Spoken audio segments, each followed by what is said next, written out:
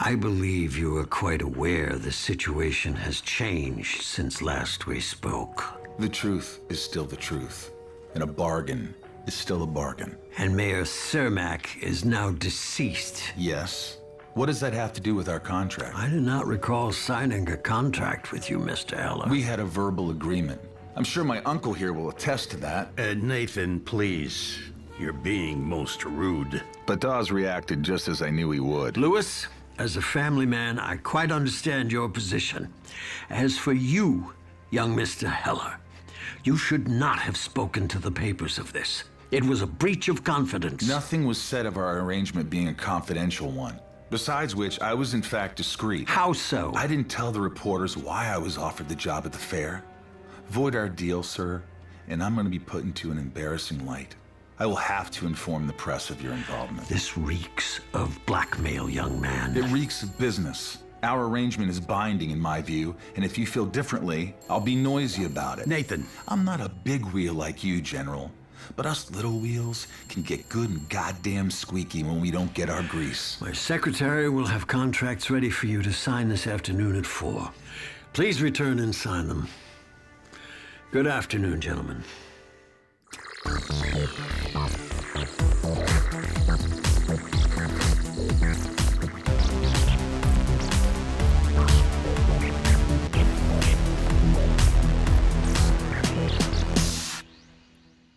Oh, man. Shout out to Xevious, who's no longer with us. Anyway, greetings, imagination connoisseurs. Once again, I'm your pharaoh of physical media, Robert Meyer Burnett, and I'm Robcasting at you from the Rob Observatory. It's Let's Get Physical Media, episode 190. I can't believe it. I can't believe we're here. 190. I wonder if you multiply that by how many discs we've shown, how much money that equals. I mean, I don't even want to know. Don't think about it, Rob. Yeah, one of you, somebody's going to figure that out. I don't want to know the answer. That's a rhetorical question. Let's just leave it there. But you know why you come here. You don't come here for me. You don't come here for me. You come here for the great German. The great German all the way from Saarbrücken, Deutschland. Mr. Dieter Bastian, who is not out in the streets protesting. Dieter, how are you? At least not at the moment. I just read what your sweater said. Great joke. So you have an alibi at least for the next 2 hours, and I say, greetings, imagination connoisseurs. Dieter here. Here I am, Rocky like Oregon, and welcome to the B&B Motel for Let's Get Physical Media. And Rob, we had a lot of movies opening this week. None of it set the office ablaze, but there was actually a bigger movie out, and I don't know if you have watched The Electric State. No. No, you haven't, Rob. I have not watched The Electric State. What did you think of The Electric State? Well, Rob, here comes the truth. It's a good movie. It's not very good. It's not awesome. It's not a masterpiece, but it's good. Because when all the bad reviews came out, not middling reviews, really bad reviews, I was curious. Can it really be that bad? And it isn't, Rob. It's a good movie. It's more for kids. Perhaps the problem with the movie is the setting itself. It plays in the 90s with a completely other world, and we all lived through the 90s. So it's not like your true noir where you have real events and switch them up a little bit, or For All Mankind. So you get a totally different world than we lived through. I don't know if people had problems with that setting. And what I love, Rob, when you said, considering Asian movies come often with a little bit of a whimsical note. And considering the robot designs, for me, they had something of a whimsical tone to them, And perhaps that didn't jive with people, not too. But for me, good movie, great effects. And if we evaluate a movie, Rob, we at beginning, we leave the budget out of the equation. Sure, of course. We evaluate the movie on its own terms. Now we can bring in the budget. Do I see 300 million on the screen? Not particularly. The effects are really well done. But the movie actually felt, considering the setting goes around the globe, you get some landmarks from different cities. but the movie felt actually pretty small, somewhere more compact than you would think about a $300 million movie. If you rate it on just the budget alone, you would think this should be a masterpiece considering the budget. But for me, if you leave the budget out, totally fine movie, good movie, great effects. And it's more for kids, I would say. Not Right. for our age group. It's totally fine, Rob. Totally fine. And I know Rotten Tomatoes is not the be-all to end-all, but I was sure when I watched the movie yesterday, I hadn't gone to Rotten Tomatoes what the audience score would say, but I was pretty sure the audience score would be much higher than 15% on the critic side. And it is at 75. So there's a 60% difference between the critic score and the audience score. For me, and it's number one in Germany already. So take that what you will, Rob. But for me, it's a good movie. The only one of the criticism is there are a lot of songs in it. And as much as I love the songs, I'm quite enjoy when you're not going to the number one hit of that group. Danzig's Mother is in it. And that was a part why I liked Abigail. There was a song from Danzig in it, but it wasn't Mother, Right. Which for me is always coming across more for the fans who knows the band, If you're always picking the top hit, Journey is in it, of course. It's cliche. Leaving. It's cliche. You're always going, Judas Priest is in it. You go for Breaking the Law, They always went for the number one hit song in that movie, for that group. But for me, The Electric State, it's a good movie. It's not very good. It's not awesome. It's not a masterpiece. But it's not nearly the trash fire that people made it out to be. Rob. It's just a little bit whimsical, as you said, Rob. Sure. And perhaps that whimsical, Rob, could be a problem with Mickey 17 too. I haven't seen it, but considering... Well, you can, because they're pulling it from theaters and putting it on VOD. Yeah. Perhaps a lot of people said it's more like in the vein of Okja, So perhaps that whimsical that you always say that comes with Asian movies doesn't play well internationally, It wasn't apparent in Parasite, but perhaps it is in Mickey 17. Perhaps that's a reason the movie is not playing that well, Yeah. I mean, I also think it's based on a book, an art book that I think, from what I understand, I haven't seen the book that it's based on, nor have I seen Electric State, but they changed the tone.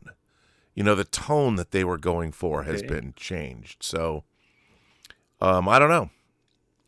It's, we'll see. I'll watch it. I mean, I'm interested. I just, I find it concerning that the Russo brothers, they made The Gray Man for $225 million, and this is $350 million. I don't see a lot of responsibility from them. Yeah, they made if someone's going to give them that much money, take it, I'm sure. But it's not, I don't think it's healthy for the business. Because, Netflix, they're not going to see a return. That $350 million is gone. And how many other movies, I mean, you're trying to gin up, I mean, if it's a number one film for a couple weeks, how many subscribers do they get based on it? And that kind of money, you could have made 20 movies with that. So, by the way, Netflix also had a pretty amazing series, The Vixter was telling me about this. I've been wanting to see this. Adolescence. Have you watched it? I saw it a tweet in Instagram. Promotion for it. It's 4 episodes, and each episode is a single shot. Okay. Oh. Yeah. Yeah. And I haven't finished it, but it's tough stuff. Okay. Did a kid kill another kid? It's very interesting. Okay. So yeah, it's fascinating. And I've been reading, there's a lot of articles about it and stuff. So it would be interesting, Rob, considering The Electric State, how the salaries were for Chris, for Millie Bobby Brown, for the Russos, there's no back end anymore.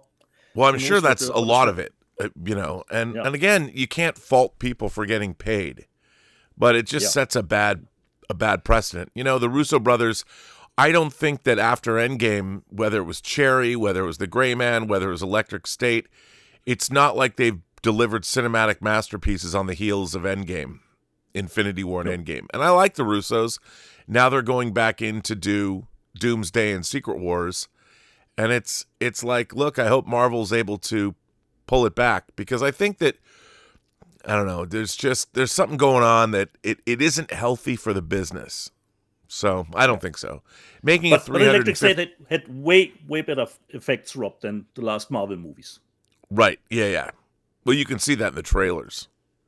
Yeah. So for me, Rob, it's a fine watch for 2 hours. Nothing more, nothing less. It's more kid friendly, I would say. Well, that's good. It'll always have I think it's the kind of movie people will watch for years to come. Yeah, certainly. So, would you like to know this week's box office? The real box office, Rob. Yeah, the real box office. This was the lowest. A lot of movies that have opened up this week. This was the lowest grossing box office weekend to date in 2025. Obviously, we had another Jack Quaid movie. My love for Companion is wide and large. He had another movie that he starred in, Novocaine. Novocaine opened, and it only opened to $8.7 million. And it's too bad because the movie looked a lot of fun. And that's enough for number one, Rob. It's enough for number one. That was the number one movie. And then we got the number two movie stars Michael Fassbender and Cate Blanchett with Steven Soderbergh directing, Black Bag, which I'm probably going to go see today. I'm dying to see Black Bag. That opened to $7.5 million. That's a $50 million movie with big stars, and the trailers were great. It's focus features. I don't think the marketing for these films, I mean, Novocaine, yeah, but Black Bag, you got to tell everybody. You've got to start using, I think what's happening with movie marketing is you got to go to TikTok. You got to go to Twitch. You got to go to, well, if you can figure out ways to advertise on Twitch, you've got to step up your marketing game for these movies. So Novocaine, 8.7 million, Black Bag at 7.5 million, Mickey 17 has now made a total, it only made 7.5 million for a total of 33.2 million domestic on a spend of over $100 million. They're pulling it and they're putting it into VOD. Yeah. Captain America Brave New World made another 5.4 million. Its total U.S. gross is 185.3 million. The Looney Tunes movie made 3.17 million. The Last Supper made 2.82 million. Paddington in Peru made another 2.77 million for 41.3 million. Dogman, 2.5 million, closing in on 92 million. It's at 92 million domestic, but it's closing in on 100. The Monkey still chugging away at 2.46 million for a total of 35.2 million. Neon's got to like that. And Last Breath made 2.3 million for a total of 18.5 million. And then this movie that I really want to see called Opus from A24 opened in a few theaters, and it only made $1 million. Again, a movie that looks absolutely bonkers, which I don't think was marketed particularly well. I do want to consult Box Office Mojo and see what Captain America, just for my own edification. Captain America is now sitting at 376 million worldwide. So maybe it'll get to 400 million, maybe not. Don't know. Barely.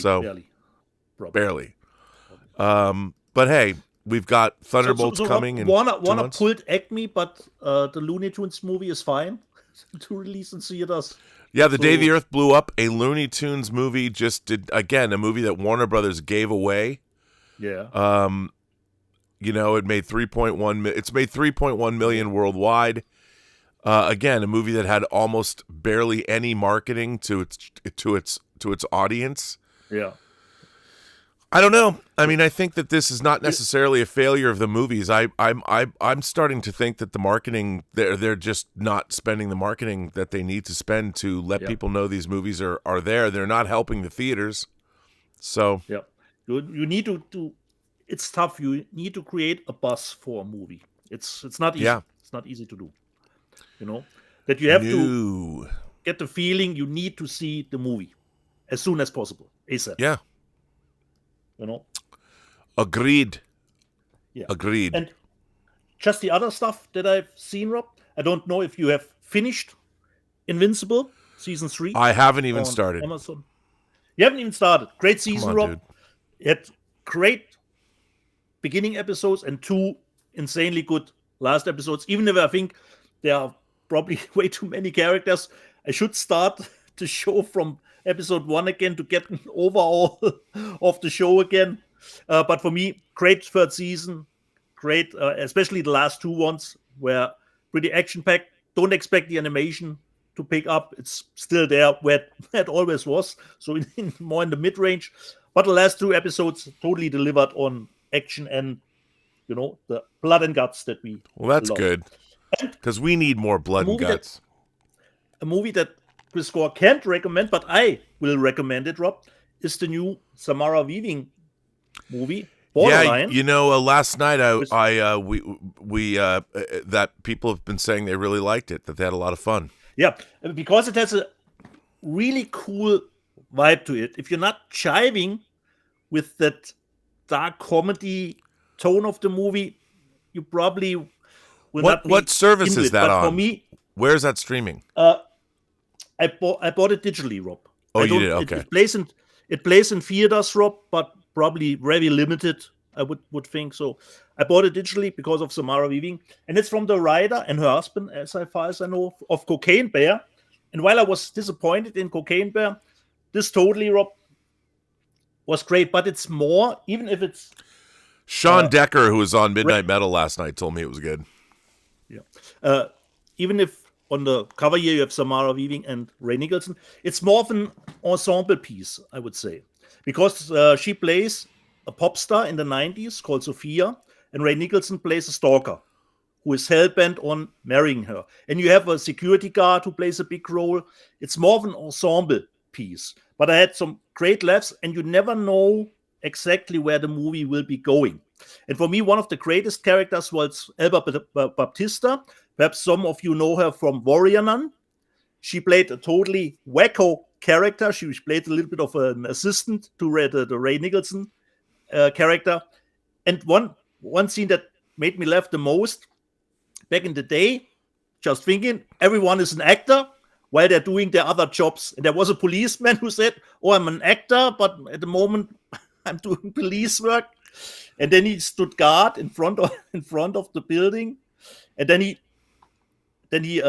auditioned his dance number in the police costume, you know. And when people walked by, he stopped immediately, and then did go in his dance routine again. For me, totally cool movie because it's very different, very own style. It doesn't have a cupboard to put in, you know. So it's a little bit horror, a little bit thriller, dark comedies in it. For me, totally worth checking out. Definitely Nice.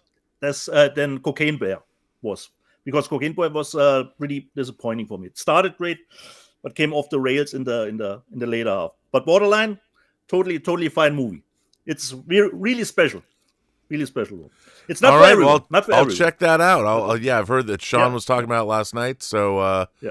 definitely Because you never know where the movie is going. But take it more as an ensemble piece, you know. It's not that Samara Weaving is not front and center all the time, you know. At the beginning, you have more the security guard, so it's more of an ensemble piece of a lot of characters, you know. Right. And since you did that observation, Rob, there are totally memorable characters in it, definitely, for sure. Well, I'm in. Count me in, buddy. Yeah.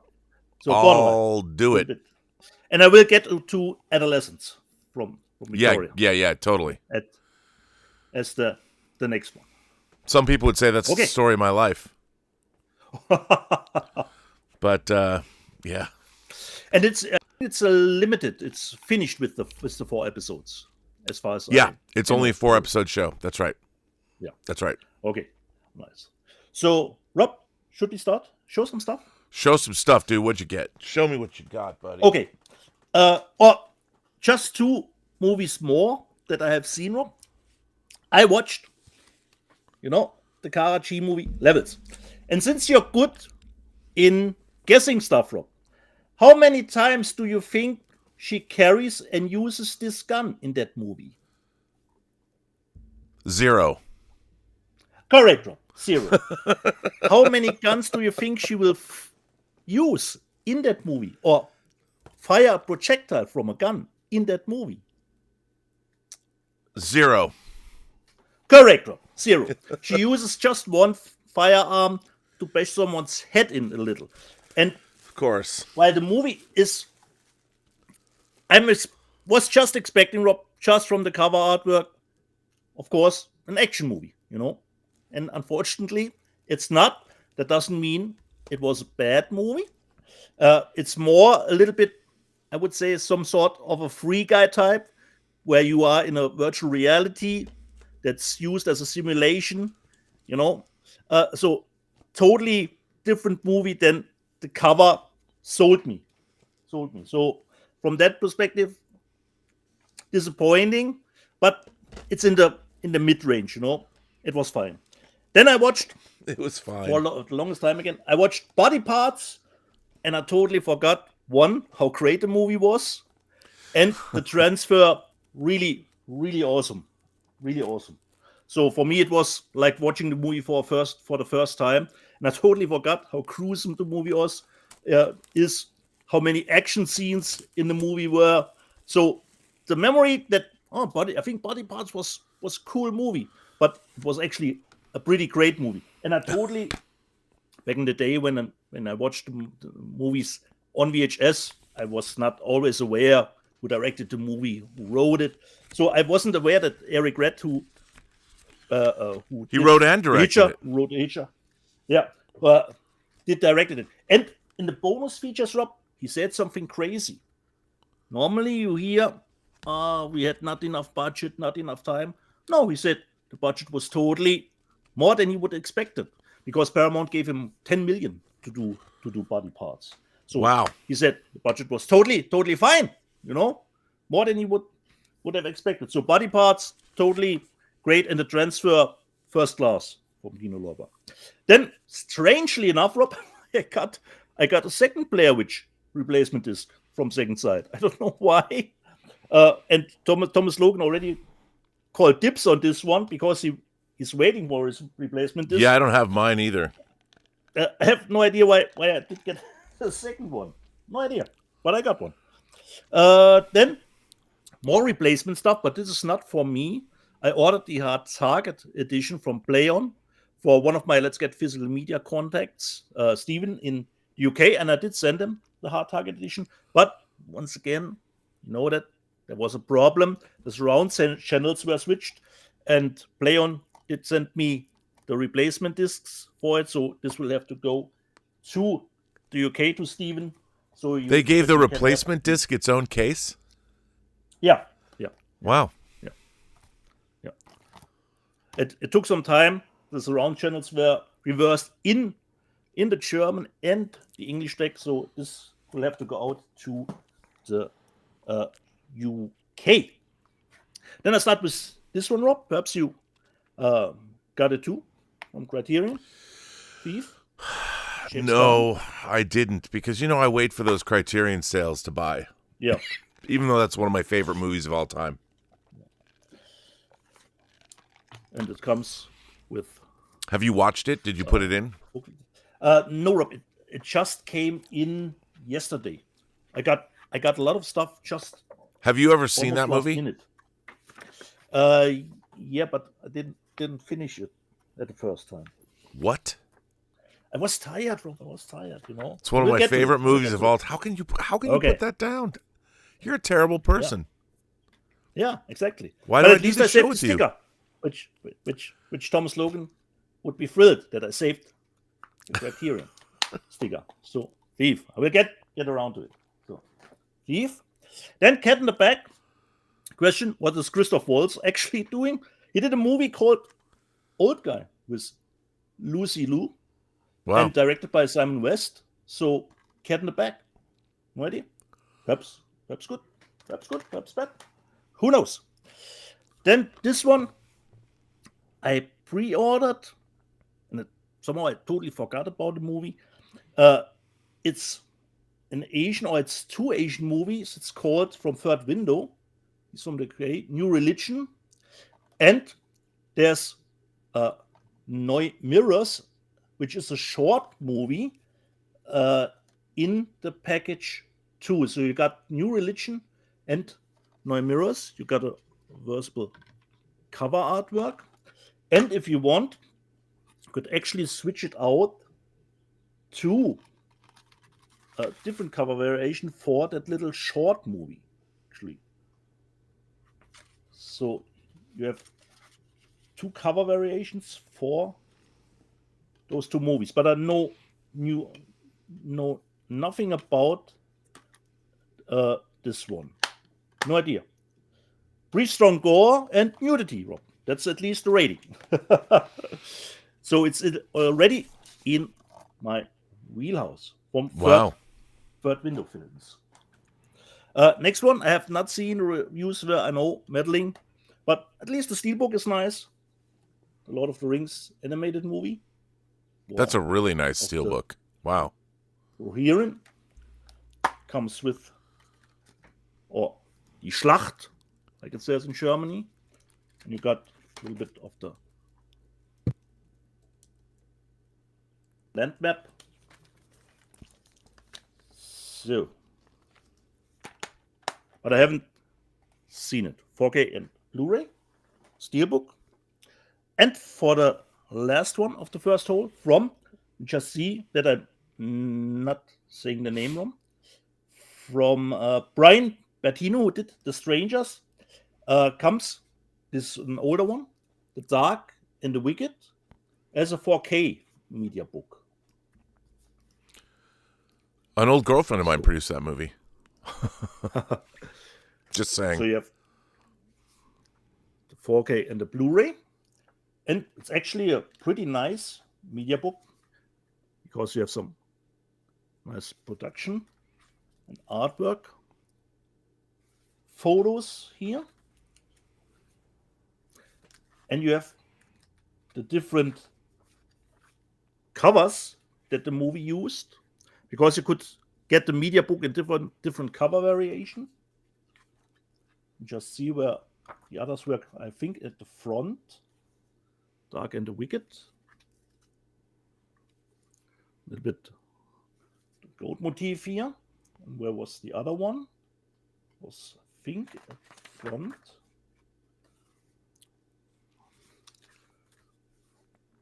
And Sandra Berkeley is in it. I think there was a... here it is. The Dark and the Wicked. Media book, it's limited drop to, of course, 666. So this was my first haul. Well, and a fine haul it is, Dietz. I, of course, got some interesting things, and then I have to say, I got another box from Kino Lorber, and you know when Kino Lorber sends me stuff, it's always an eclectic mix. And this box was no different, but there are some real bangers in here. First of all, they sent me a DVD and a movie called Ex-Husbands, and this stars Griffin Dunne from After Hours and An American Werewolf in London. Don't really know anything about this movie, but I'm a huge Griffin Dunne fan, so that was cool to get Ex-Husbands. I always love it. I think one of my favorite things is Kino Cult's, the Kino Cult label. You know, we got Beast Within on it recently. I don't understand the rhyme or reason behind the Kino Cult label, what they decide to put in it, and that's part of the fun. But this was interesting. So they sent me The Godsend. Now, this was actually a horror film. I think it came out like 1980. It did come out in 1980. I actually saw this in a theater, and it's kind of like an Omen-esque.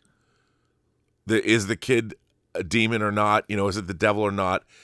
This was the only movie that was directed by Gabriel Beaumont, who was a big TV director. And, of course, like their Kino Cult titles are wont to do, it has an alternate cover. So I've only seen this once. I saw this 45 years ago. I look forward to revisiting it. So that came in, which was cool. Then 2 Ishmael Merchant movies that I haven't seen, In Custody and The Proprietor. Double feature. I mean, Ishmael Merchant, obviously, making movies like Remains of the Day and Howard's End and things like that. Interesting to delve into this.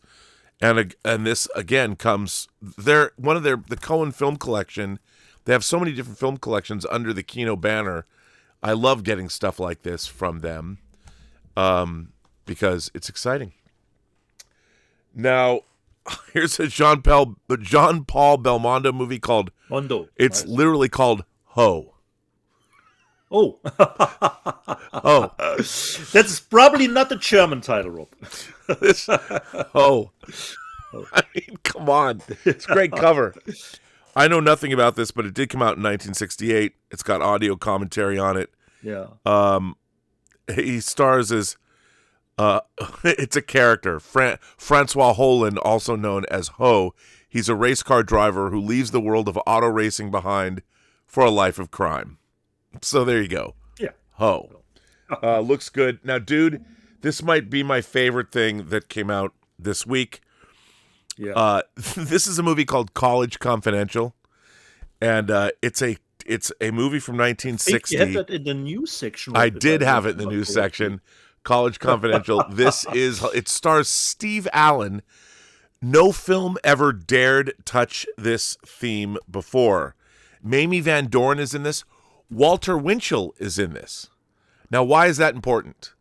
Because actor Corey Landis plays Walter Winchell in everyone's favorite audio drama, True Noir, The Assassination of Anton Cermak. And it all goes back to this. I mean, it all comes back. Everything comes back to True Noir. Walter Winchell himself is in this movie. And this is all about, I mean, listen to this. The Kinsey Report was a report on human sexuality. It's like a Kinsey report on the campus when sociology professor Steve McIntyre, and that's played by Steve Allen, I can't believe this, conducts a survey at Collins College about the mores and lifestyles of the younger generation. Some of the town's citizens are dismayed to learn that it includes questions about sex. And when reporter Barry Dufresne, Jane Meadows, receives an anonymous tip to protest Steve's corrupt study, an attraction grows between them while Mac ends up facing a lawful fight, bringing together a curious cast, including, this is amazing, boxer Rocky Marciano, country star Conway Twitty, newspaperman Walter Winchell, character actor Alicia Cook Jr., and beloved bombshell Mamie Van Doren. College Confidential puts sex on trial in the year 1960. No film ever dared touch this theme before. This sounds absolutely hilarious. So thank you, Kino Lorber. I am in. Now, they also sent me, I guess you would call this, actually, I'm going to save that one. I'll show this one next. This one sounds cool. A Jean Moreau film.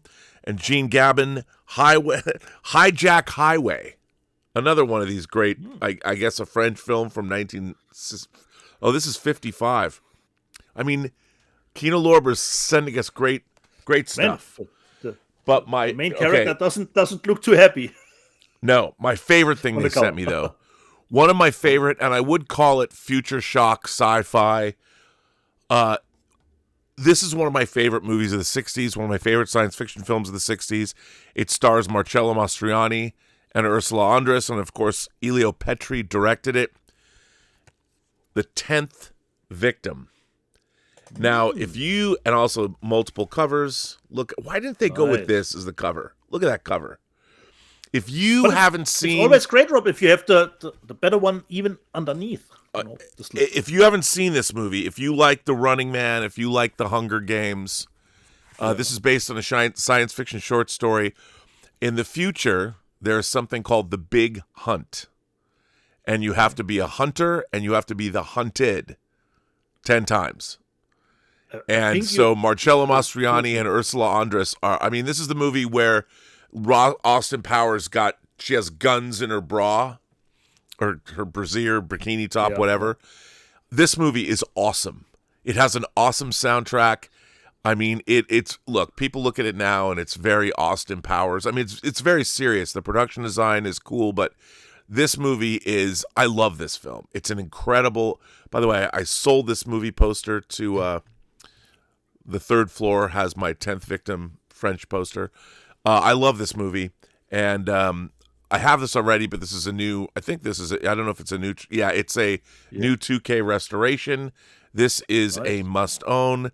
There's a lot, Elio Petri directed an Investigation of Citizen Above Suspicion or Beyond Suspicion that's out on Criterion.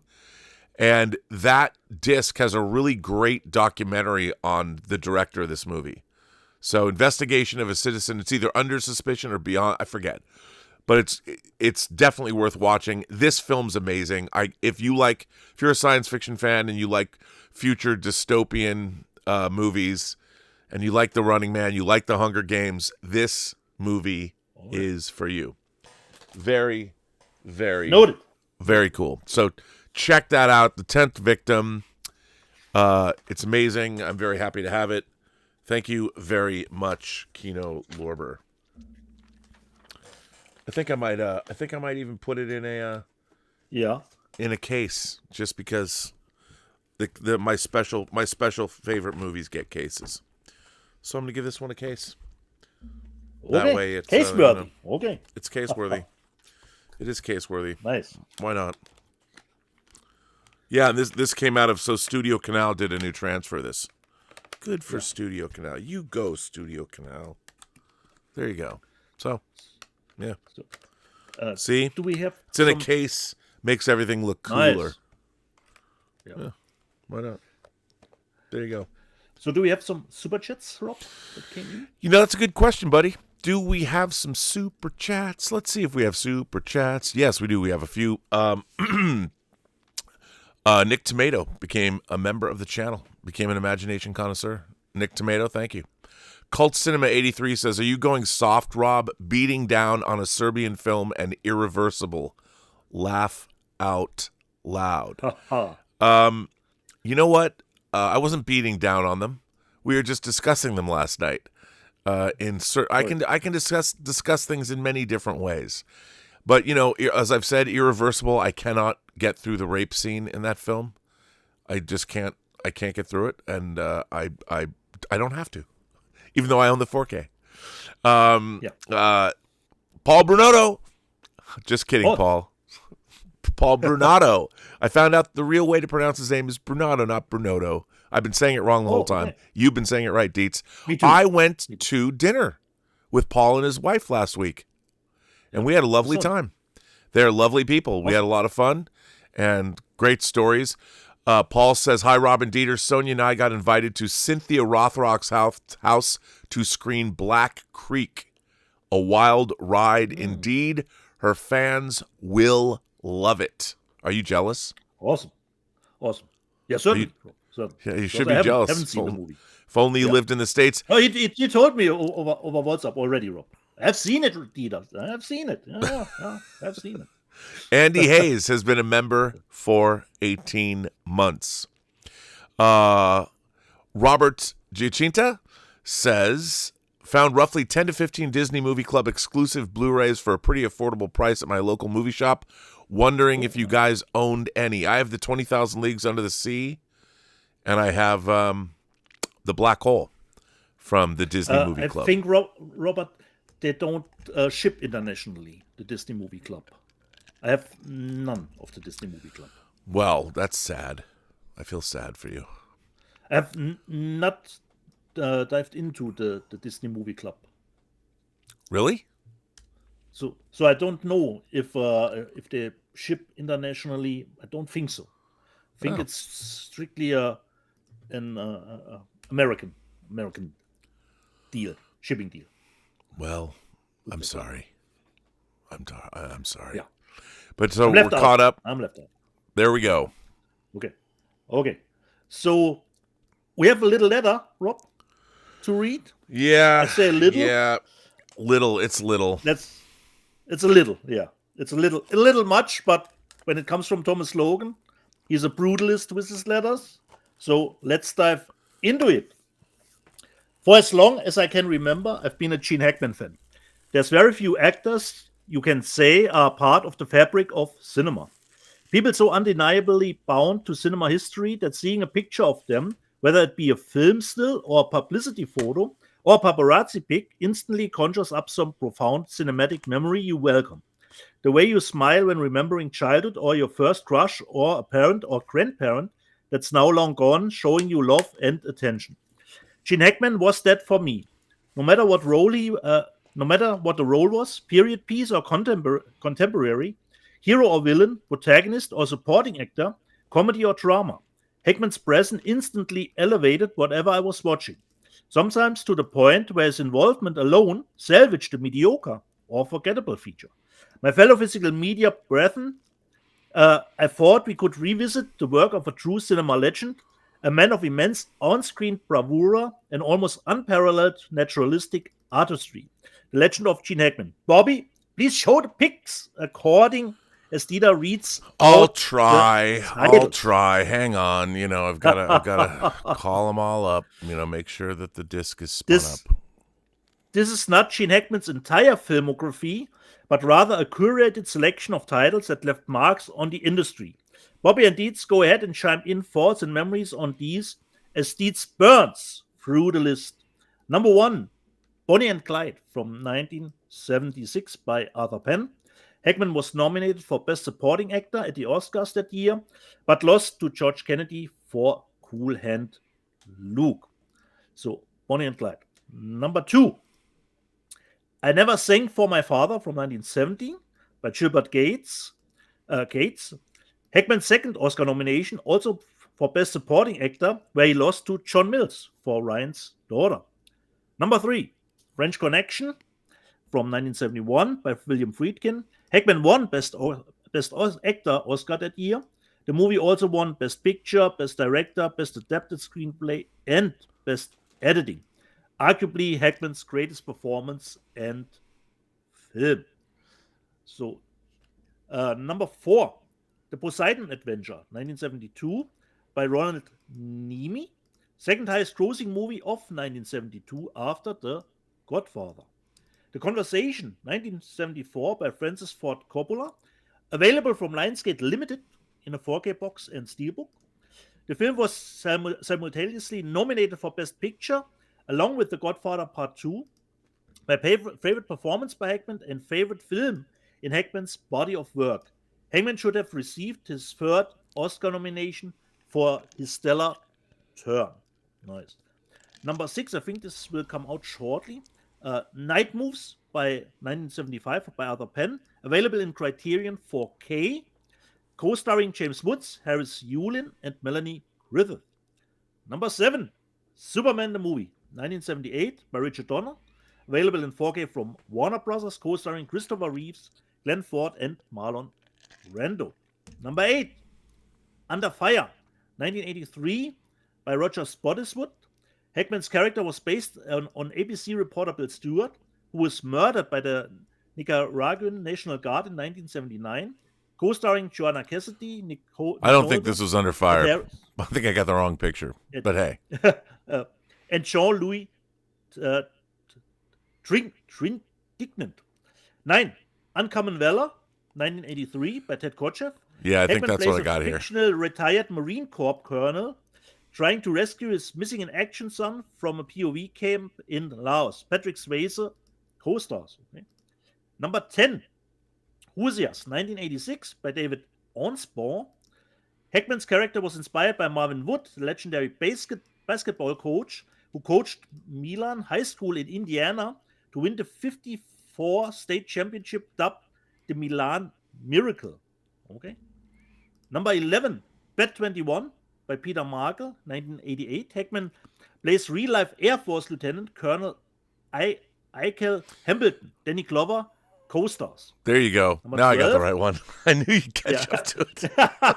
Number 12, Mississippi Burning, 1988 by Alan Parker. Available in 4K media book by Cape Light Pictures, Germany. Hackman was nominated for Best Actor, but lost to Dustin Hoffman for This is a great Rain Man. this is a great cover for this, by the way. Yeah. William Dafoe and Michael Rooker co-star. Number 13, The Package, 1989, by Andrew Davis. Hackman plays a fictional Army Green Beret Master Sergeant trying to stop an assassination plot from West Berlin to Chicago. Tommy Lee Jones and Dennis Franz co-star. Number 14, Unforgiven, 1992, by Clint Eastwood, available in 4K from Warner Brothers. Hackman won Best Supporting Actor Oscar that year. The film won Best Picture and Best Director. My second favorite Hackman performance. He steals the show despite being surrounded by powerhouse actors like Eastwood, Morgan Freeman, Richard Harris, Saul Rubinek. I don't deserve this, to die like this. I was building a house. Number 15, Geronimo, 1993, by Walter Hill. Hackman plays Life Brigadier General George Crook in 1886, where Study plays the titular American legend. Jason Patric and Robert Duvall co-star. I have to chime in here. I want to chime in here.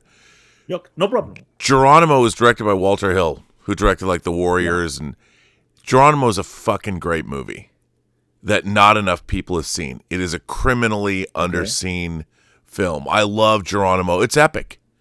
And I think it just suffered from the fact that people didn't want to see a Western, but if you seek out Geronimo, because not only is it an incredible Hackman performance, it's just a great, great movie on every level. So do yourself a favor.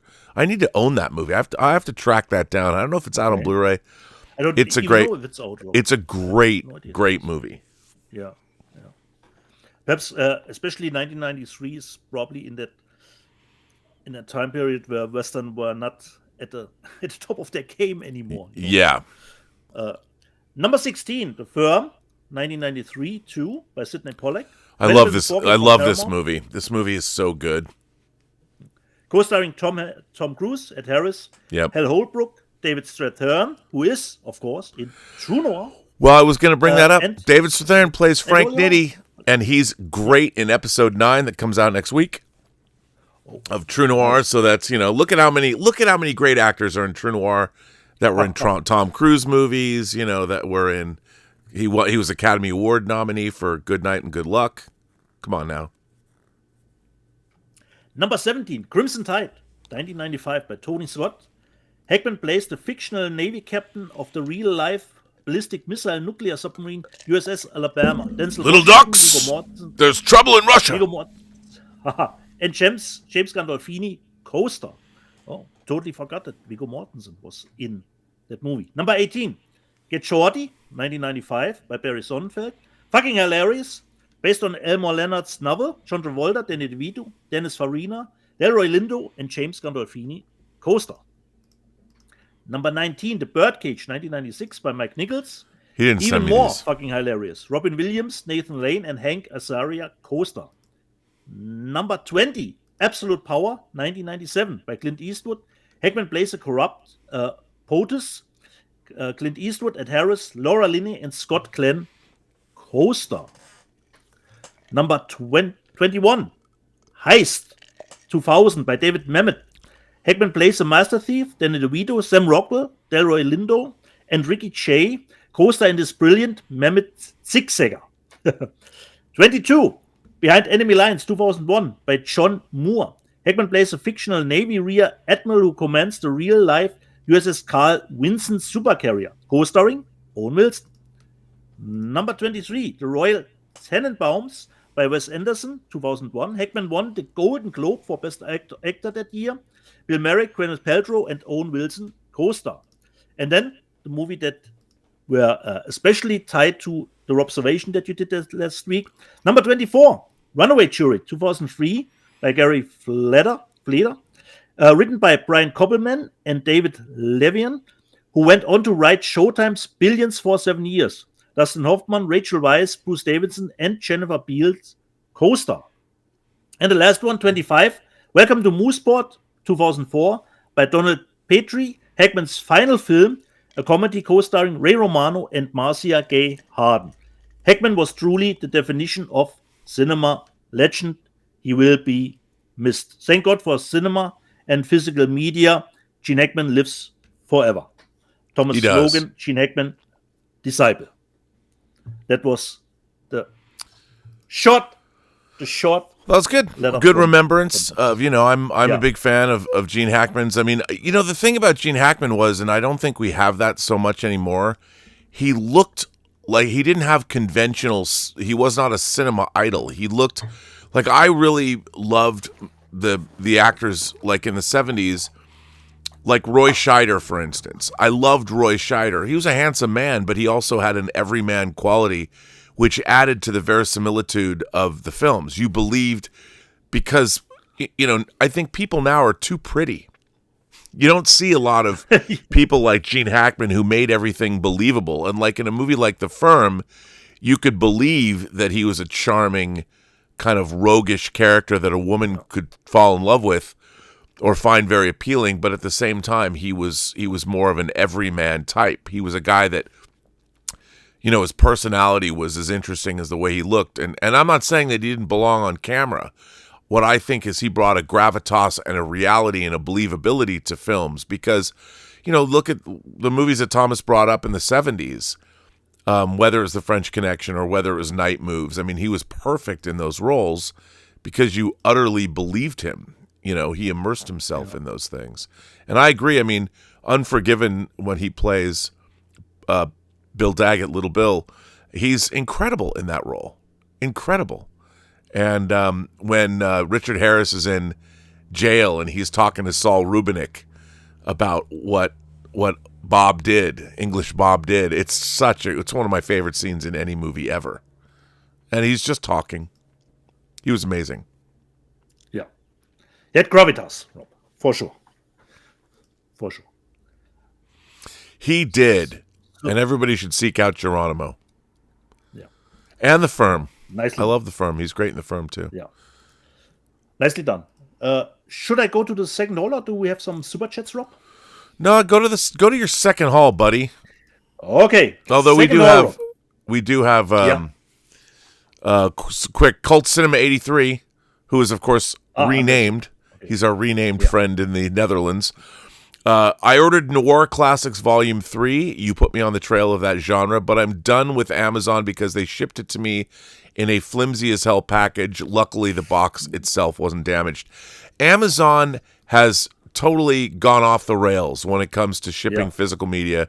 They're like not interested at all, and I don't know why. I don't know what happened. Garrett Groover says, which movies have never looked good on home media? Especially movies that never looked good on home media until they got a 4K release. Well, I would say that one of the movies that used to bother me a lot was Die Hard. Die Hard, I did not like the way that Die Hard looked on home video because Jan de Bont, and the same was true of Basic Instinct, that Jan de Bont also shot.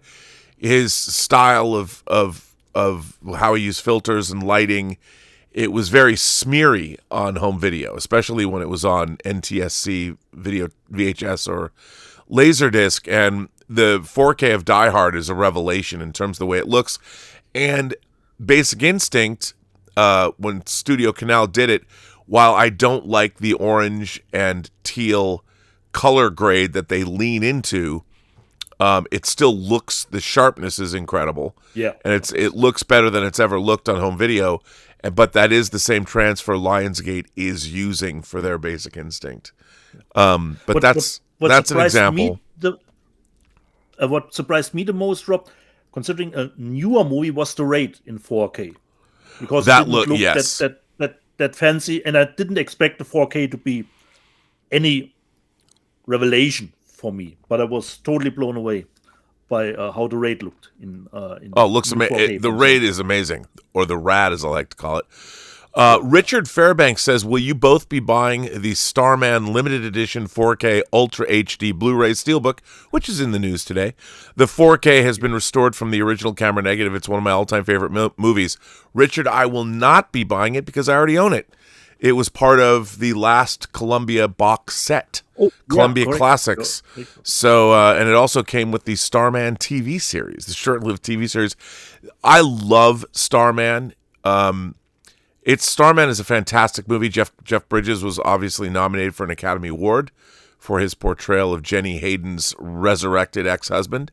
Karen Allen that's a delightful movie. Bob Charles Martin Smith. I was going to say Bob Balaban. Charles Martin Smith is great in that film. The Jack, I think it's Jack Nietzsche does the score. I love Starman. It's incredible. It has incredible effects. It's very moving. But I will get it because I don't have the volume set. Yeah, it's a fantastic movie. Really, really, really great. Jose Taco says he's been a member for 5 months. Says Warner Brothers just removed Looney Tunes from its streaming service. That's why physical media is important. Also, Rob, did you get your 4K Macross? I've not got my 4K Macross yet. Something happened with I ordered it from Japan. I don't know if you can still get it from Amazon, but I have to track that down. I do need it. They've also got another Looney Tunes title coming out on physical media, but Warner Archive has you covered there. Garrett Groover asks, what are your favorite black and white movies in 4K? Well, I guess it doesn't count, but I think my favorite is also in color, but it's Wings of Desire. The 4K of Wings of Desire is the only time, it's the one time where a movie on 4K is better than even seeing it in the theater when it was originally released, because Henri Alecan, who's one of the greatest black and white cinematographers who ever lived, Wim Wenders brought him back to shoot that film. But the problem is there were color sequences as well, so they had to print they had to print the film on color stock in order for it to come out, and they had to in order to do that, long story short, they had to remove the black and white by I think 3. They had to remove it. It's 3 times removed from the original black and white negative, so it never was as sharp. But on the home video release, they went back to the original negative and restored it. And the black and white on that Wings of Desire 4K, which you can either get from Curzon or you can get the Criterion version, is stunning. It's stunning. It looks amazing, and I think that's my favorite only because you couldn't see what the movie was originally shot like until this 4K restoration. And then go back to things like Casablanca and, there's... And I will cheat a little bit too, Rob, and I will say Mad Max Fury Road, the black and chrome edition, looks awesome in black and white. Yeah, but that movie wasn't shot in black and white. No. So it doesn't count. I know. But Casablanca, black and white movies look incredible on 4K. Unfortunately, there's not enough of them. Speaking of newer movies, I'd love to get Rumblefish, Coppola's Rumblefish in 4K, and maybe Criterion has done it. But, I think Double Indemnity. Do I have Double Indemnity in 4K? Yeah, you have Double Indemnity. Yeah. Yeah, but I don't know if it's a 4K. I'm trying. Well, I have like 5 different versions of Double Indemnity. Yeah. Double Indemnity is kind of the Star Wars of noir. Double Indemnity is great. But I'm not sure if I have it in 4K. But there's a lot of really great 4K stuff out. But people think that why get a 4K of a black and white movie? A great transfer of a photochemically made film on 4K is great, whether it's black and white or color. So that doesn't matter. It doesn't matter. So we're caught up. Okay, then 2 off to my second haul. The first one was featured at our Best of the Year editions, but not from the both of us. It was from Cody Leach, and I got that cringe one, Rob. But you hate that movie.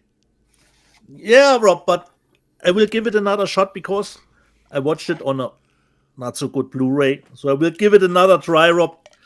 But let's see how it will hold up. It's pretty cool. Reversible cover artwork. And we got not a booklet especially, but a little bit Synapse product catalog, what they will be probably releasing this year. So I got the trick or treat, and I will give it a shot again, but it's probably just as cringe as I remembered it for the last time. This is the movie that killed my hair metal, Rob. That killed my hair metal. So that grunge could take over. The next one, strangely controversial this week.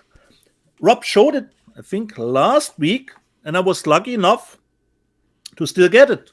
I got my Daylight from Kino Lorber. Unfortunately, Yes. I didn't get around to watch it, but we heard they pulled Dante's Peak from the release schedule, and they pulled Daylight 2.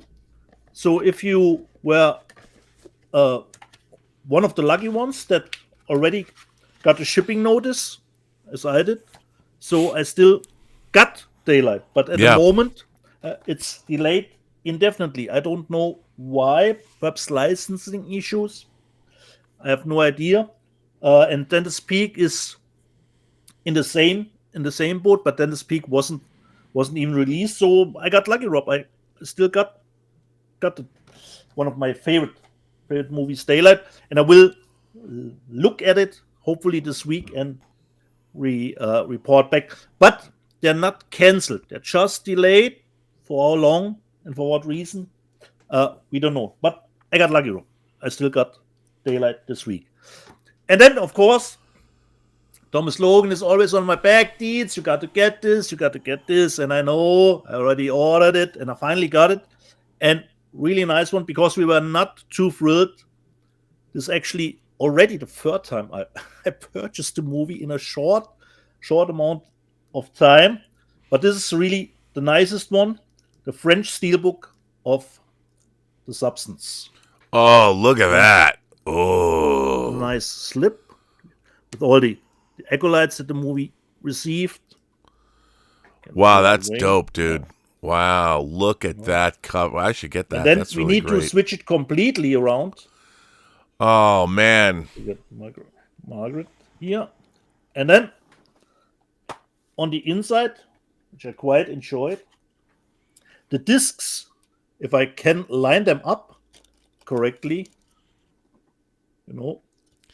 Wow, that's really well thought out. See, leave it to the French, man. That's truly a beautiful thing. Body of Demi. But that's not all of it. We have some nice poster art cards for the movie. My favorite one. Yeah, that's pretty great.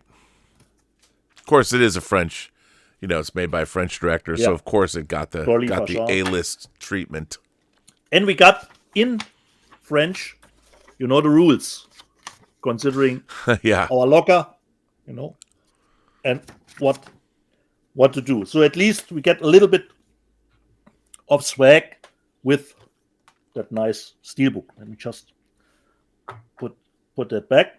And this is another case where the steelbook, if you got it, looks even way better than it did on the website, because it's shiny.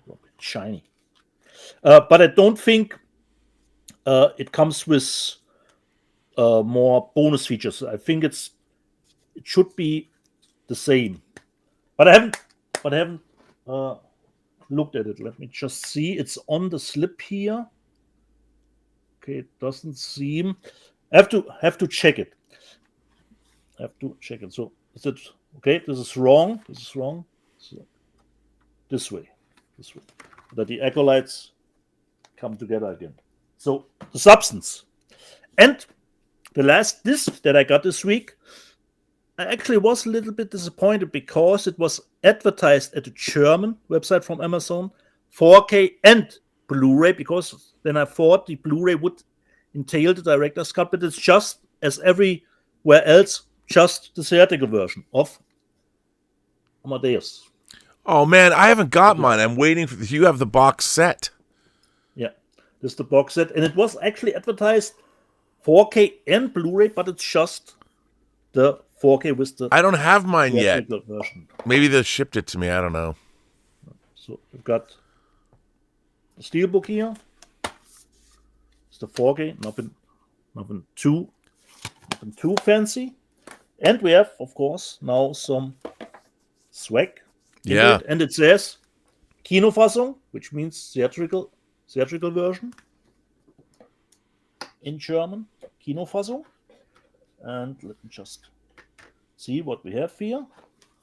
We have the movie posters for it. So this is one that I mostly know. Then more black and white style. Winner of 8 Academy Awards. Then, let me just see, we have a booklet for it. For the movie. Yeah, I can't wait to get mine. And we have some art cards. Just see that I can hold it up correctly.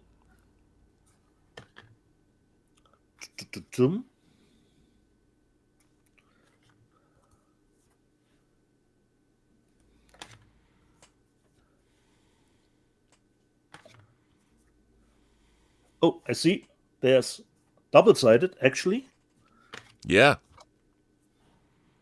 So you always have, I think, a behind the scenes on the other side, which is pretty cool. Nice. So you have the lobby cards, the booklet, and the poster. Amadeus. So let me just put that back together here. And I had to, of course, Rob, since Warner doesn't listen to us, I had to cut, the edges off so that I can fit it into that little case that I always put in there for the swag. So, but it's just the theatrical version of the movie. So, and then I got one. So, put it aside. I got one last item to show, Rob, which, as fine as the substance was, and Amadeus, everything fine, but this came in really last minute. It was already Saturday afternoon. The postman rang my doorbell, and I had to pay a little bit of a custom tax.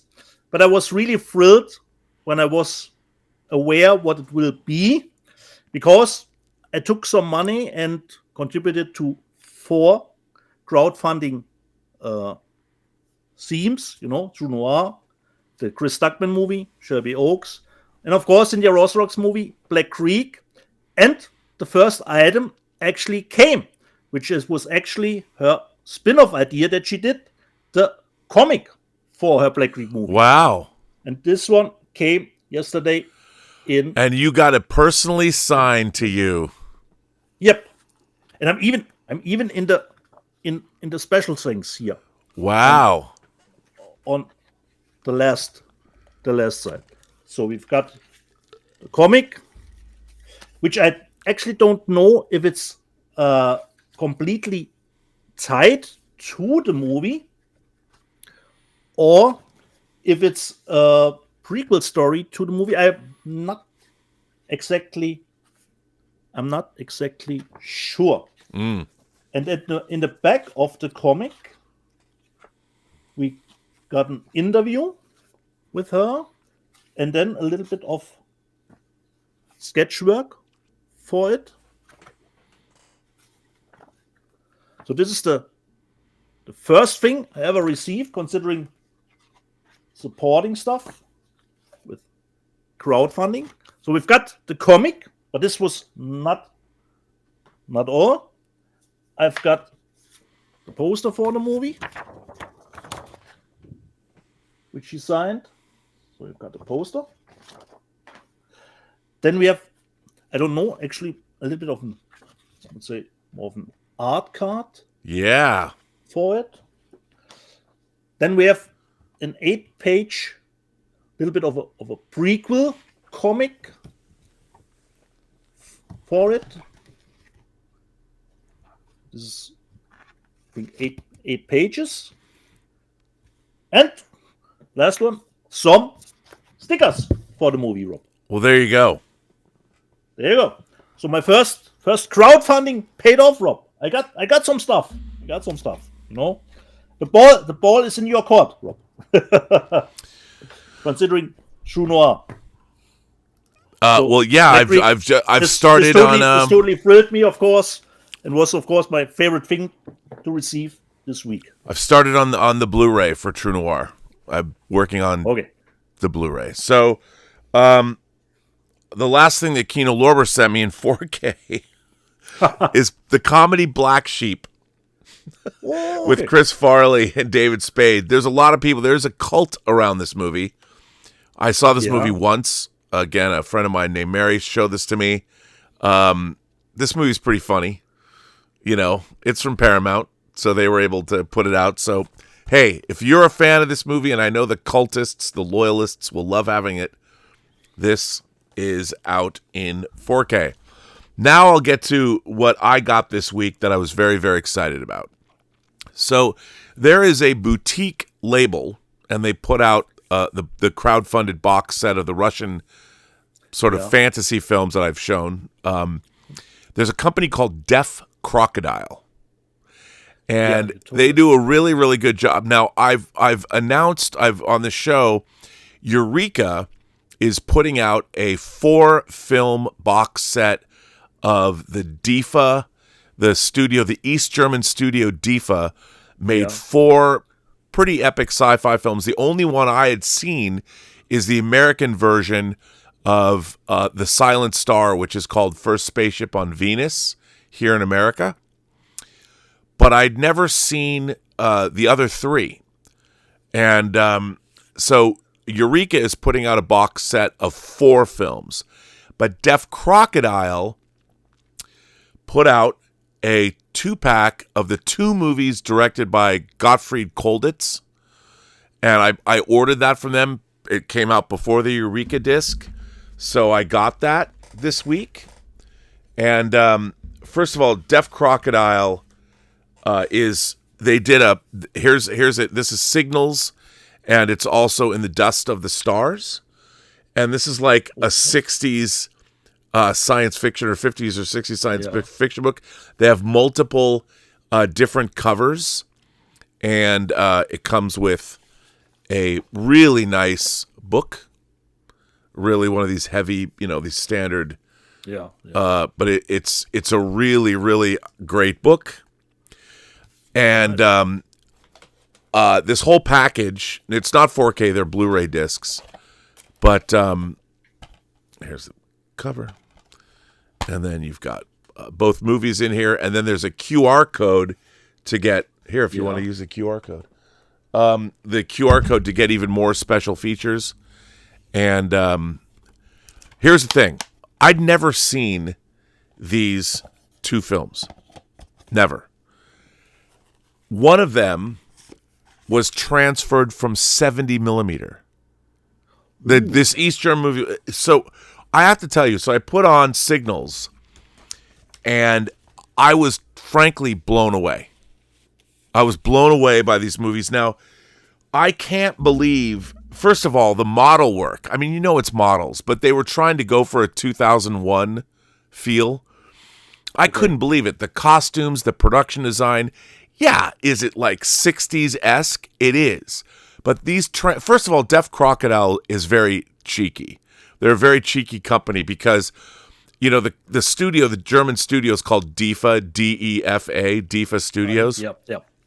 Well, Deaf Crocodile changed their logo. So when you put the disc in, it says DIFA Crocodile.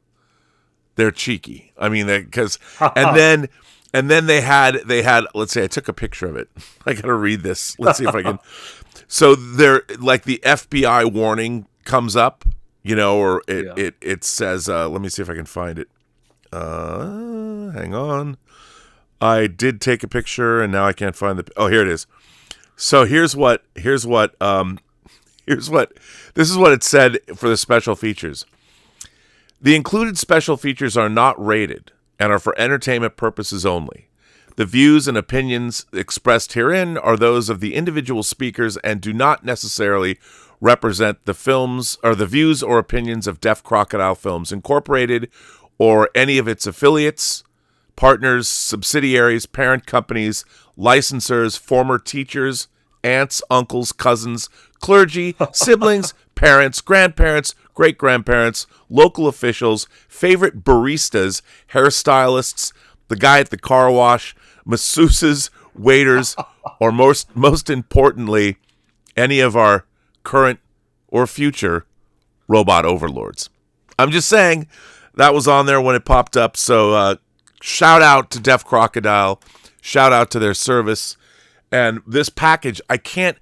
Watching these movies, because I watched all, when I was a kid, like all the George Powell, I talk about Destination Moon, I talk about Conquest of Space all the time, When Worlds Collide, War of the Worlds, Forbidden Planet, I mean, Wild Wild Planet, They Came From Beyond Space. I would watch anything. If I had seen these movies when I was like 6 or 7, they're I'll be honest, they're not exactly the most exciting movies to watch. But as a curio, if I had these movies, I would have made the spaceships in this movie out of Lego.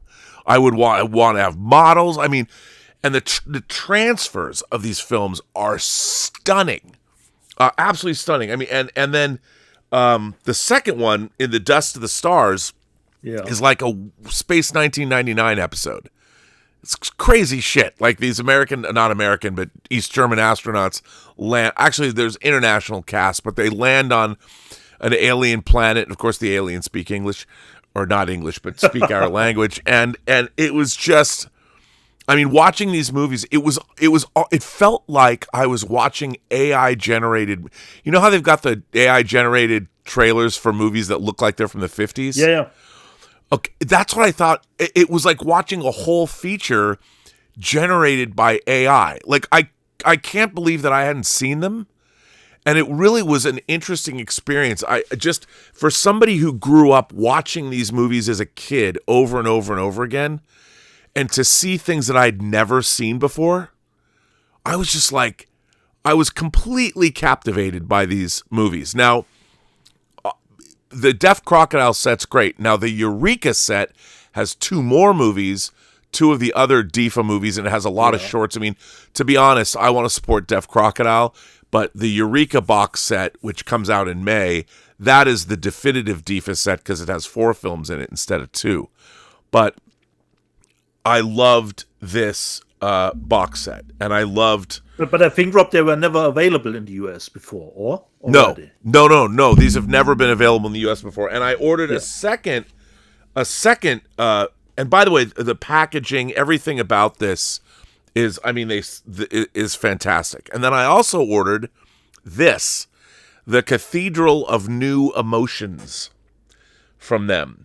This is a German film from the 70s. The Cathedral of New Emotions, or Die Cathedral der Neuen Grafackel, whatever it says. I don't know. That's the German title. Actually, this is from 2006, and it's 60 minutes. Okay. And they said it was like Belladonna of Infinite Sadness, the Belladonna of Sadness, and Fantastic Planet, so I had to get it. Same thing. This movie is fucking wacky as fuck. I've never seen anything like this.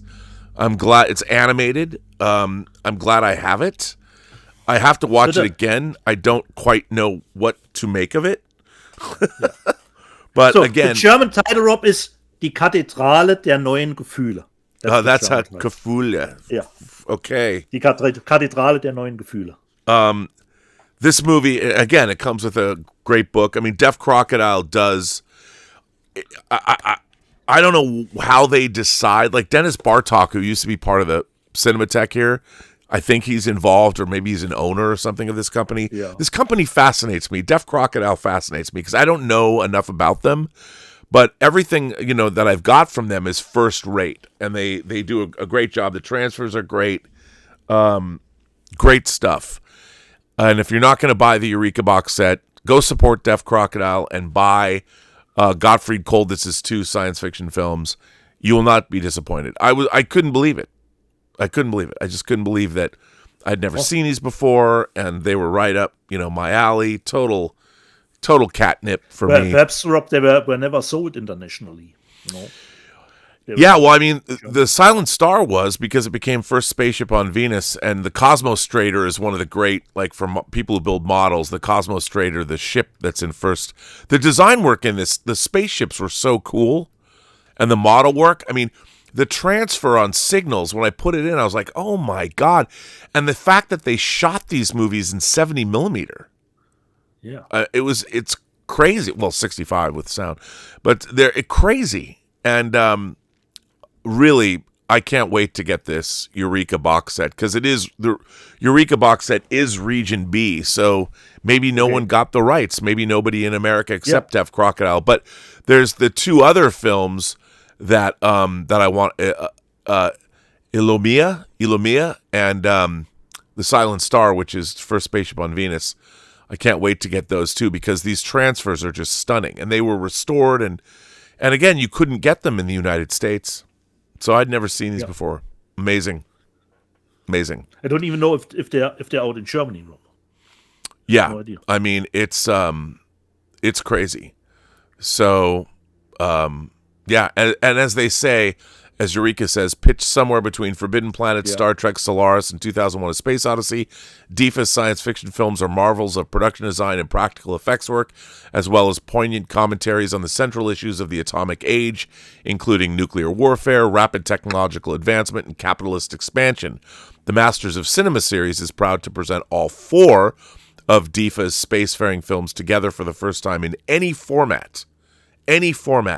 From astonishing restorations by the DIFA Foundation, accompanied by a wealth of new archival and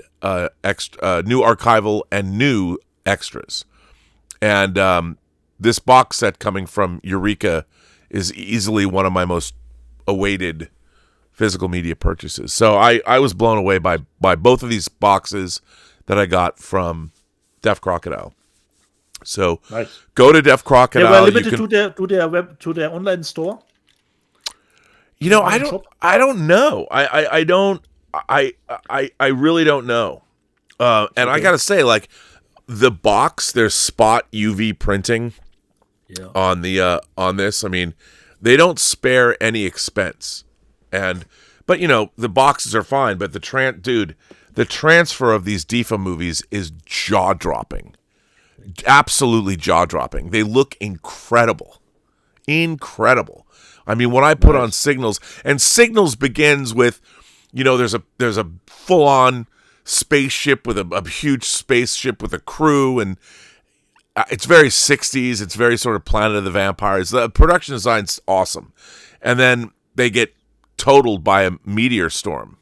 And, you know, there's some model work that they do a lot of, they spin the camera around to simulate the damage and everything. And I ate it up. I felt like I was like 7 years old watching Sci-Fi theater and seeing this movie. I was seeing it for the first time and I was exclaiming, I'm like, oh my God. Every miniature effect shot, the dogs are like, woo. They didn't understand why I was enjoying myself.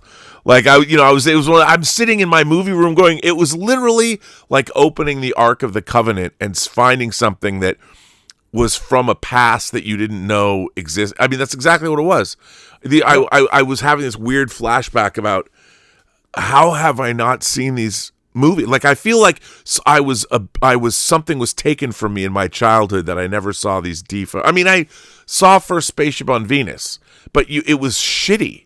I mean, you're looking at it on TV. I've never seen it other than on television, and it looked terrible. And to see these, I mean, the transfer of Signals, when I put it on, it was like, and there's this rad spaceship design. One of the spaceships kind of looked like Johnny Quest's plane from the but it's a spaceship version of that. I'm like, and then there's a big rotating space station that looked like the space station from Conquest of Space. I'm like, oh my God. It was great. Loved it. You were in heaven. I was in heaven. I don't think most people would be, but I certainly was. So you go, Deaf Crocodile, and I can't wait for this Eureka box set. Cannot wait. Awesome. So there you go. So we have some super chat that came let's see.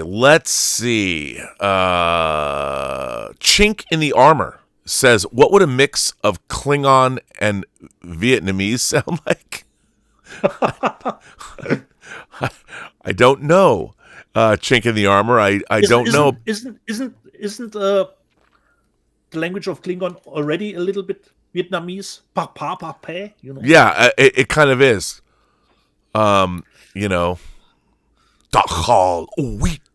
I don't know. I guess what would a mix? I can't speak either language, so all I would do is make myself look bad. Richard Fairbanks says, speaking of Charles Martin Smith, I would love to see a Blu-ray release of Never Cry Wolf, a wonderful film. Never Cry Wolf is a wonderful film. Maybe they'll put that out. I think that might have come out as Disney's Movie Club somehow. Something tells me it did. I don't know. Justin Toner says, hi, Robin Dieter. I got my copy of Arrow's Life Force 4K delivered this week from Australia via eBay. The director's and international cut looks great in 4K. Yes, and that's the only cut of the movie to watch.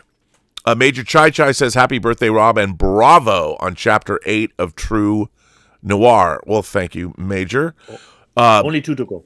Major, thank you for that, because episode 8 of True Noir was by far the most difficult from a editorial and a sound standpoint, because there's action scenes, there's a foot chase. There's a foot chase. Okay. How do you make a foot chase exciting in audio? There's a foot chase, there's a prize fight, and there's a big action scene 600 feet in the air.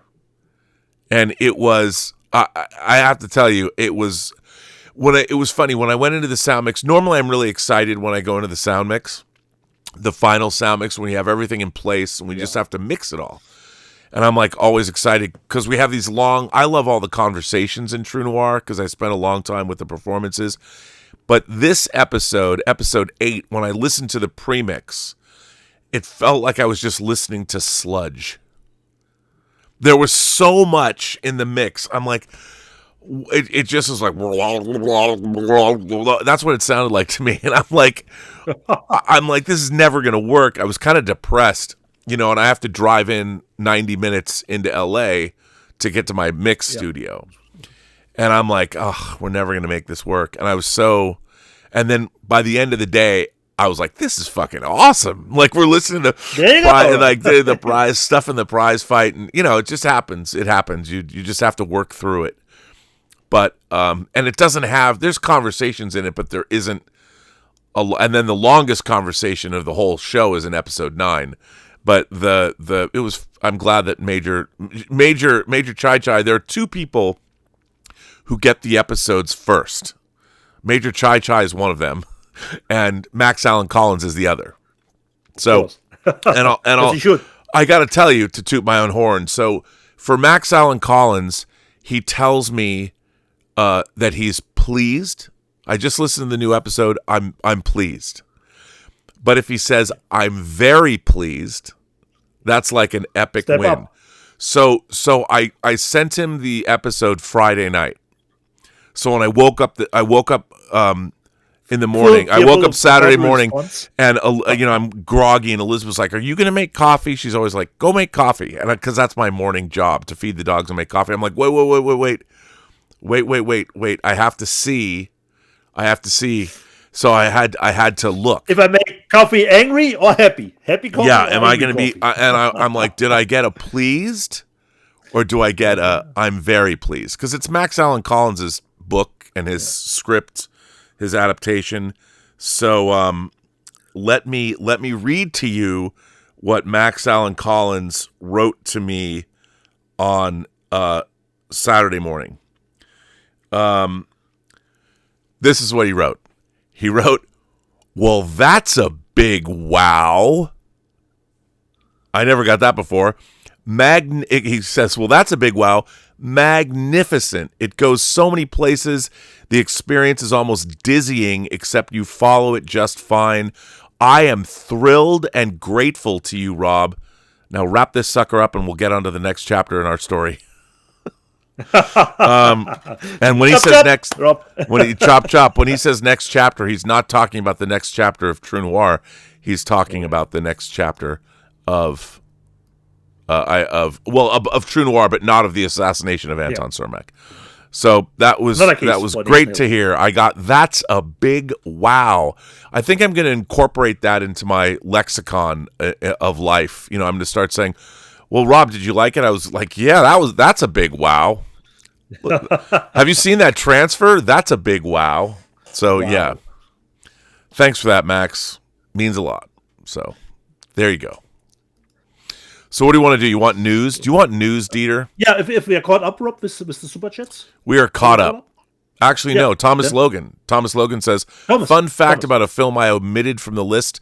Tony Scott's Enemy of the State was conceived as an unofficial sequel to Coppola's The Conversation. Yeah, and I've always thought that the character of that he's playing is Harry Caul from The Conversation. You can read it like that. So we can go to the news. The news, I got to tell you, the news, let's begin with the title of this show. Yeah. The news, Criterion's new slate. At the top of their new slate, this was a big surprise. William Friedkin's Sorcerer. The movie that he put so much of his life in. It's a remake of Henri Clouzot's Wages of Fear, but it's its own thing. Sorcerer is one of my favorite movies. It's an absolute banger. He made it after The Exorcist, and Criterion's putting it out in 4K. Who would have thought? Obviously, Warner Brothers has previously put this out as a media book. Getting this in 4K, this movie is absolutely spectacular. It sort of was the movie that derailed Friedkin's career because it was totally eclipsed by the release of Star Wars. But my God, getting this in 4K is very, very exciting. I cannot wait. And then finally, all the way from the Laserdisc days to 4K, Terry Gilliam's Brazil. Criterion, this is kind of, I've always thought of, there are two titles that Criterion brought. One was the different versions of Brazil. This has been a signature title of Criterion's since, there was the big Battle of Brazil. Terry Gilliam went to war with the studio. The studio recut his movie and put out the happy version, but he fought a very public battle in the press, the entertainment press, to get his version out, which he did. Criterion first put out a big box set of Brazil, and it's been a signature title of theirs since. Laserdisc, DVD. Now we're going to get the 4K, so that is very, very exciting to get this in 4K if you're a fan of the movie, which I am. Now here's a movie called Midnight, which stars, this is great, Don Amici and the young Don Amici and Claudette Colbert. I don't know anything about this movie, but they're putting it out.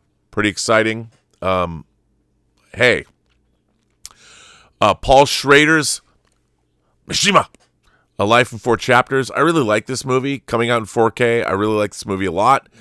About the historical figure in Japan. A very interesting guy. He didn't have a very good ending. But I think this is a great movie. I always liked the design of this. This was the design of, I guess, the Blu-ray as well. So that's coming out. And then this was a surprise. Ease On Down the Road with, I guess you could call it the blaxploitation version of The Wizard of Oz, The WIZ, starring Michael Jackson. I love this movie. Nipsey Russell. I love this film. I saw this movie 4 times in the theater. Come on now, ease on down the road. I love this movie. I can't wait to get this in 4K on disc. It's great. And an artifact that they took the Broadway play, I think in the wake of Wicked, they're putting this out. I think that was really smart on Criterion's part. Really excited to get this movie. I just love it. And I also love this movie, Thelonious Monk, this documentary about Thelonious Monk, Straight No Chaser. I love Monk. This is a great movie with great music, and this is a great documentary. So to get this from them, again, another great film. And then they're also putting out 32 short films about Glenn Gould, Francois Girard's movie. I love this movie, and this is a great title to get from Criterion. So Criterion's new slate, I mean, first of all, obviously the piece de resistance is Sorcerer, and I understand that, but a lot of good titles. So you go, Criterion. And then, of course, we have Warner Archive following it up with Gary Cooper Western Springfield Rifle. Warner Archive is doing such a great job with these, and of course the bit rates are incredible. The transfers are incredible. Come on, a Gary Cooper Western that I've never seen. Count me in. They're also putting out. This is a really. I remember seeing this a long time ago. This is a really interesting film noir, and Farley Granger stars in it. And it's about a man who, because of certain money, gets involved with the mob, kind of a thing. I saw this a long time ago, but I remember loving this movie, and I'm sure it's going to look great on disc, so I'm excited to get that. Don't know anything about this, but I'll fall in love with Lily. This is a Technicolor film, and Mel Ferrer, come on, man, and Zsa Zsa Gabor. I don't know what this is about, but if this is coming out, George Feltenstein wants us to have it. So anything that George wants, I will follow. Speaking of blaxploitation, following up a few of their other recent releases, Warner Archive is giving us 3 the hard way. Jim Brown, Fred Williamson, and Jim Kelly. Look at that cover. This is the. I mean, come on. This is another defining blaxploitation film. Who doesn't want this? You go, Warner Archive, for putting this out. This is a great, great, great title. And then a more modern film, the Michael Keaton movie Clean and Sober, which is a serious film, but it's cool that they're putting this out, which is really, really, it's nice to see that they're delving in. I mean, hey, they gave us Must Love Dogs. Now we're getting Clean and Sober. They know what we want. And then, of course, following it up with more animation, Wacky Races, the complete. I got to ask George about these animation releases. Yeah. Because it seems, I don't know, they're putting out some, I guess, I remember watching this when I was a kid. So, hey, cool to have it. There you go. Kino Lorber coming out with more of their Audie Murphy collections, which I know Max Allen Collins loves. They're coming out with Collection 4 and Collection 5. So, Audie Murphy, they're putting that out. You go, Kino Lorber. And then we've got A Bronx Tale. This is the one-man, Chaz Palminteri doing the one-man, this comes from Tribeca Films, the one-man show of A Bronx Tale that, of course, they turned into a movie that Chaz Palminteri was in, that Robert De Niro was also starring in. So there you go. That's coming out on disc. Kind of interesting. Shoplifters. This comes out from Magnolia. I've never seen this movie, but it's supposed to be pretty good. I'll watch it. Yeah. Why not? Then we have The Lighthouse coming out from Film Masters. I don't know anything about this movie, but hey, Film Masters, they put out some crazy, wacky stuff. Maybe this is a high camp classic. I don't know. But hey, it's coming. Okay, now. It's not a prequel to Robert Eggers' movie. No. Now, this just went up for pre-order. Now, I don't know how many times. So, here's the thing. This is Lucio Fulci's The Beyond, and this is a 6-disc box set, and it includes the truncated American version. This is the definitive version coming to us from Grindhouse Releasing. In the VHS days, this was one of those movies that everybody wanted. This and Suspiria were the Italian horror that you just couldn't get them in America. They were edited, but this looks like Grindhouse, their definitive version. I think there's 3,500 of these. Forbidden here in Germany, Rob. What's that? Forbidden. Yeah, I mean, the violence, it has a great ending. I love this movie. It to me, when I think Italian horror, even more so than Suspiria, because I think of Suspiria as Dario Argento, but when I think of Italian horror, The Beyond is at the very top of that list. And I've bought this. It's come out a number of times on disc. But it looks to be the definitive version coming out from Grindhouse. So got to get that. Go to their website, pick it up, order it now. Why not? Because it is, after all, the Star Wars of Italian horror. So there you go. Very cool release. Okay, now this is it's not Cape Light. What's the name of this company? I don't know. The name of this company it's not Mill Creek. Hang on, let me find out. this is really interesting. They have a really interesting release slate. I should have been more prepped for this. What can I do? I'm sorry. New company? It's not a new company, but hang on. Okay. Let me it's Sandpiper. Sandpiper Okay. Pictures. And leaving they've things I think that Leaving Las Vegas has come out before. Maybe they have the rights, but here's their release slate. Really interesting. Leaving Las Vegas I love. Then they have A Midsummer Night's Dream, the old version, coming out. Malice. I love this movie. It has Alec Baldwin has never been better than he is in this movie. If you haven't seen Malice, you ask me if I have a God complex. I am God. I love this movie so much. It's not perfect, but I do love it. Rush with Jennifer Jason Leigh and Jason Patric. Great film about cocaine addiction. Great movie. Great Balls of Fire. Dennis Quaid, Winona Ryder, and Alec Baldwin. Again, the story of Jerry Lee Lewis, a Jerry Lee Lewis biopic. I like this film. I saw this movie in the theater. Found it very enjoyable. Then we've got Roller Boogie with Linda Blair from The Exorcist. Hey, who doesn't love Roller Boogie? Probably a lot of people, because it's not very good. But it's fun to have. And then we've got Love on Wheels. Then we've got Love on Wheels. Then we got Life Stinks, the Mel Brooks movie. What an interesting array of films from Sandpiper. And speaking of Deaf Crocodile, Deaf Crocodile is putting out this movie. And I kid you not, the name of this movie is Inflatable Sex Doll of the Wasteland. Inflatable Of the Sex Doll the Westland. of the Wasteland. Not Wasteland. Now, But this is a Japanese doesn't say movie Wasteland, from Robert. a Japanese movie from Says- 1967, and here's what the movie's about. A wealthy real estate investor is forced to watch the rape of his girlfriend and then is sent a film showing the fact. He hires a hitman show and shows him the film so that the detective can get rid of the criminals, but the boss of the criminal band is show's arch nemesis who raped and murdered his girlfriend. That's a really badly written description. Deaf Crocodile, do better. But this movie looks pretty great. To believe it or not, I watched the trailer, and I will definitely be buying this movie because it looks hardcore. But it was made in 1967. Robert, isn't Wasteland written wrong? Wastelands. Oh, is that wait? Well, then there you go. That is written wrong on that cover. Well, because the Japanese, English is their second language. It's Wastelands. It's wrong on the cover, though. Yes, you're correct. That's what I. They don't know. It's just referring to. what are you gonna do? And Janus Films provided they dropped the trailer for Cronenberg's new movie, so that means they're probably going to put the disc out in 4K, which will be nice. Imprint has some new titles they're dropping.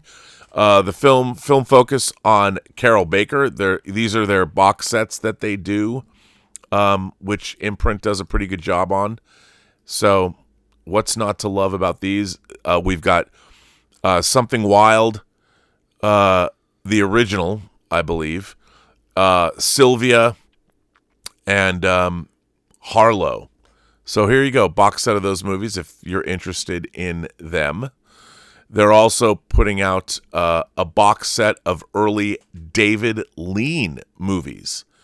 Early David Lean movies. So that's kind of cool that they're doing early David Lean movies, which I'm excited about.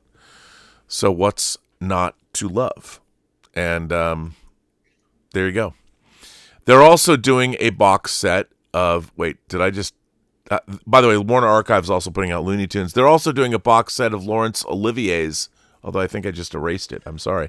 Laurence Olivier's 3 Shakespeare movies, including his version of Henry V. And his version of Hamlet. So I apologize for erasing that. But Looney Tunes Collector's Vault Volume 1, I don't know what the difference is between the other other versions they put out, but this is a new series that they're putting out, so that's great.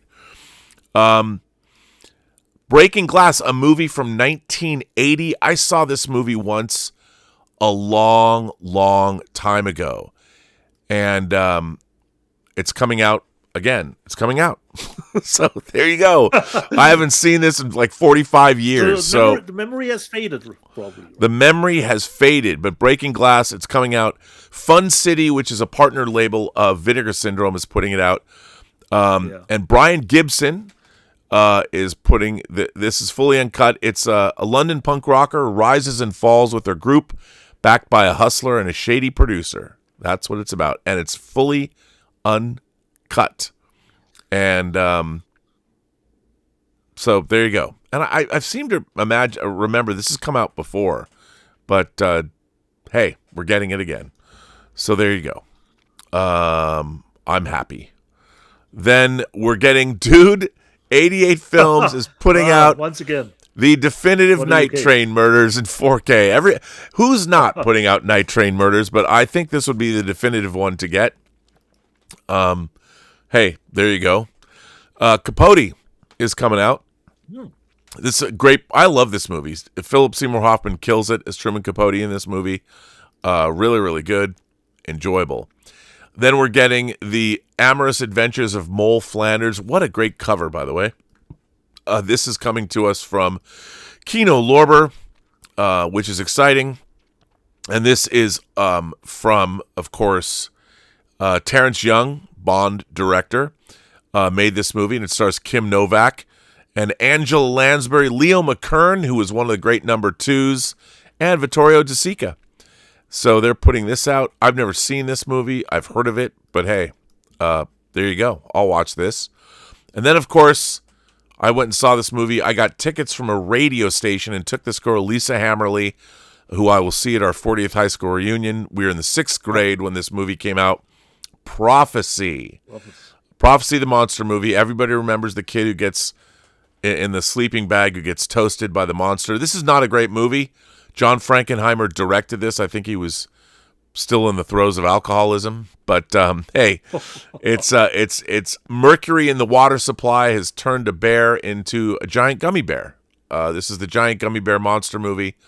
What's not to love? So that's coming out from Kino Lorber, and it's in 4K, as it should be. And then, of course, Matt Damon is The Informant. That's, of course, Steven Soderbergh's movie, The Informant, based on a tattletale. If you like that, hey, it's coming. And then, of course, we have The Good German, also another movie that is coming. And The Good German, who doesn't? Warner Brothers is putting this out. Interesting. So you got this Soderbergh double feature. So The Good German and The Informant both coming out. And that's cool. I mean, I'm a big Soderbergh fan. Obviously, Black Bag is in the theaters this weekend. Check it out. Here is... Just shortly after Presence. Yeah, right. Shortly after Presence. And here is the this is actually a really nice looking steelbook. This is that steelbook we talked about earlier for Starman. So that's exciting. We're getting that. And then High Art. Ali Sheedy and Rada Mitchell. Strand releasing. Lisa Cholodenko is putting this out. You can pretty much tell what this is about by the cover. And because Lisa Cholodenko directed it, hey, you go, girl, or girls, as the case may be. Hubba hubba. So no street date on this one, but it's coming out.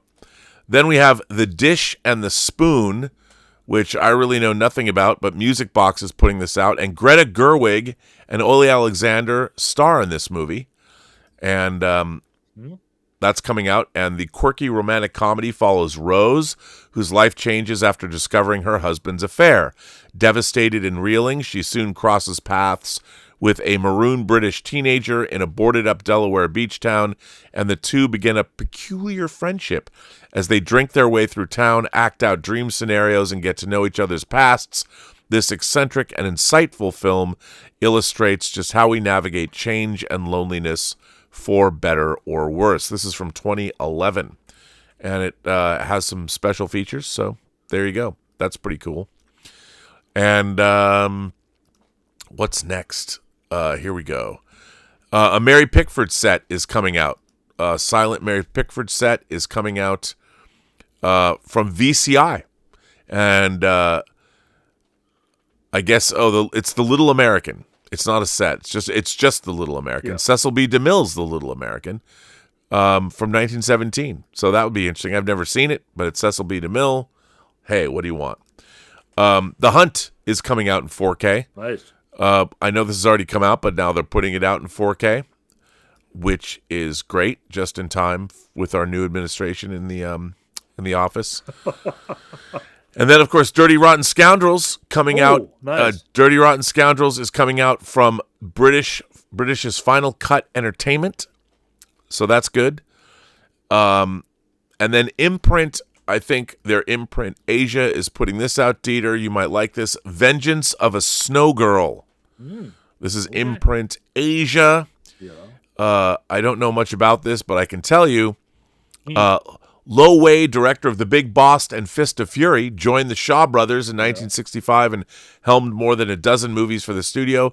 This, however, was his very last Shaw Brothers movie. And he co-wrote and co-starred in this tale of a frostbitten swordswoman out for revenge on the people who killed her parents and stole the coveted Sui Feng sword.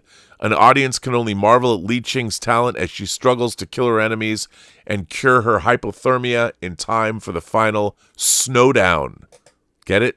Snowdown? So there you go. We'll see what will happen. Vengeance of a Snow Girl from 1971 coming out from Imprint. And now, of course, we get to the charts. What are the charts? Gladiator 2 Blu-ray discs, all HD formats. Gladiator 2, Wicked, Red 1, Kraven the Hunter, Den of Thieves 2, Pantera, Nosferatu, Akira, Wild, The Substance, Venom the Last Dance, and Lord of the Rings, the motion picture trilogy. Now we have 4K, Gladiator 2, Nosferatu, Akira, Wicked, Den of Thieves, Red 1, The Substance, No Country for Old Men, Transformers 1, and Venom the Last Dance. So there you go, buddy. So that is Akira all the news that's fit to print. Must be a Schnäppchen, Rob, that Akira something like is that. coming up in the top 10 again. Yes, nice to know. Something like that. So yeah. So have we some super chats left, Rob? Before you can take a break. That's a good question. Are there? Let's see. Let's see if there are. Bo Edmonds asks, what movie do you love which was not received very well? Do you have a movie like that, Dieter? A lot of movies probably that I loved. Not Hudson Hawk. I'm a huge fan of Hudson Hawk. Yeah. Hudson Hawk is a good example for a movie that I loved that's not received well. I will go and say Batman and Robin. Oh, come on. Don't say that. Really? Yeah. I loved it. All right. Well, I don't know what to tell you for that one. I saw the money on the screen, Rob. Yeah. I don't know if that's such a good thing. But okay.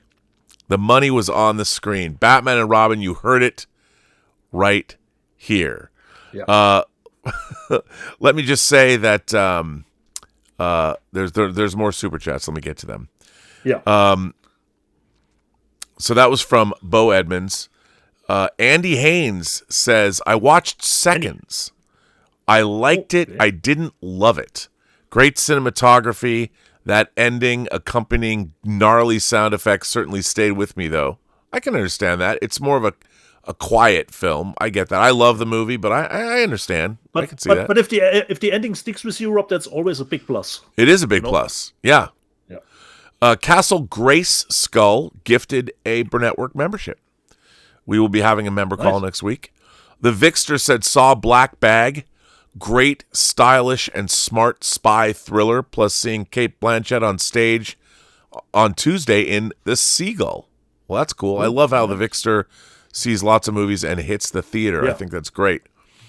Walter Whitewalker says, okay, I think I got right Paradise now. Whoa, this was great. John Lovett's Dana Carvey in peak form and Nicholas Uncaged. Great double feature with Airheads. That's the right paradise. Okay, well, there you go, Walter White Walker. Surely I jest, one episode in, and I am hooked on Paradise. And I'm hooked. Yeah, well, that's good. As you should be. You'll have a good time. It's a lot of fun. Yeah. Yeah. And on that note, I am now caught up. Okay. We're caught up. So, Rob, you can take a break, and I will take the live chat from last week, and I say previously on Let's Get Physical Media. Gordon Waddell, let me guess. RMB is late again. You should actually allow me to get home and watch everything on the big screen rather than die in a flaming wreck while trying to watch while driving. So it's not don't drink and drive. It's not don't drive and watch Let's Get Physical Media while you are driving.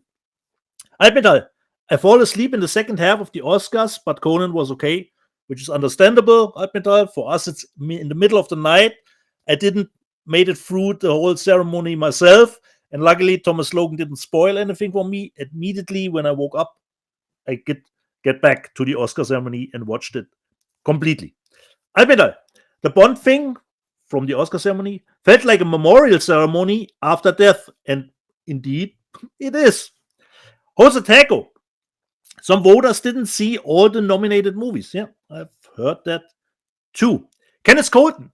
Mickey 17 was good and meh. Okay. And Todd Jones, isn't Mickey 17 just a comedy version of Moon? Yeah, I had something like that too. And Alpenthal says, you should certainly watch Okja before Mickey 17 just to get known to what you can expect. Probably, like I said, a little bit more on the whimsical side, as Rob always told us.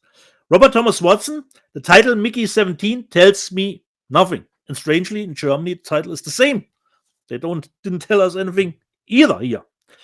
Miele, Paradise was great. And Kenneth Colton, yes, Paradise was damn good.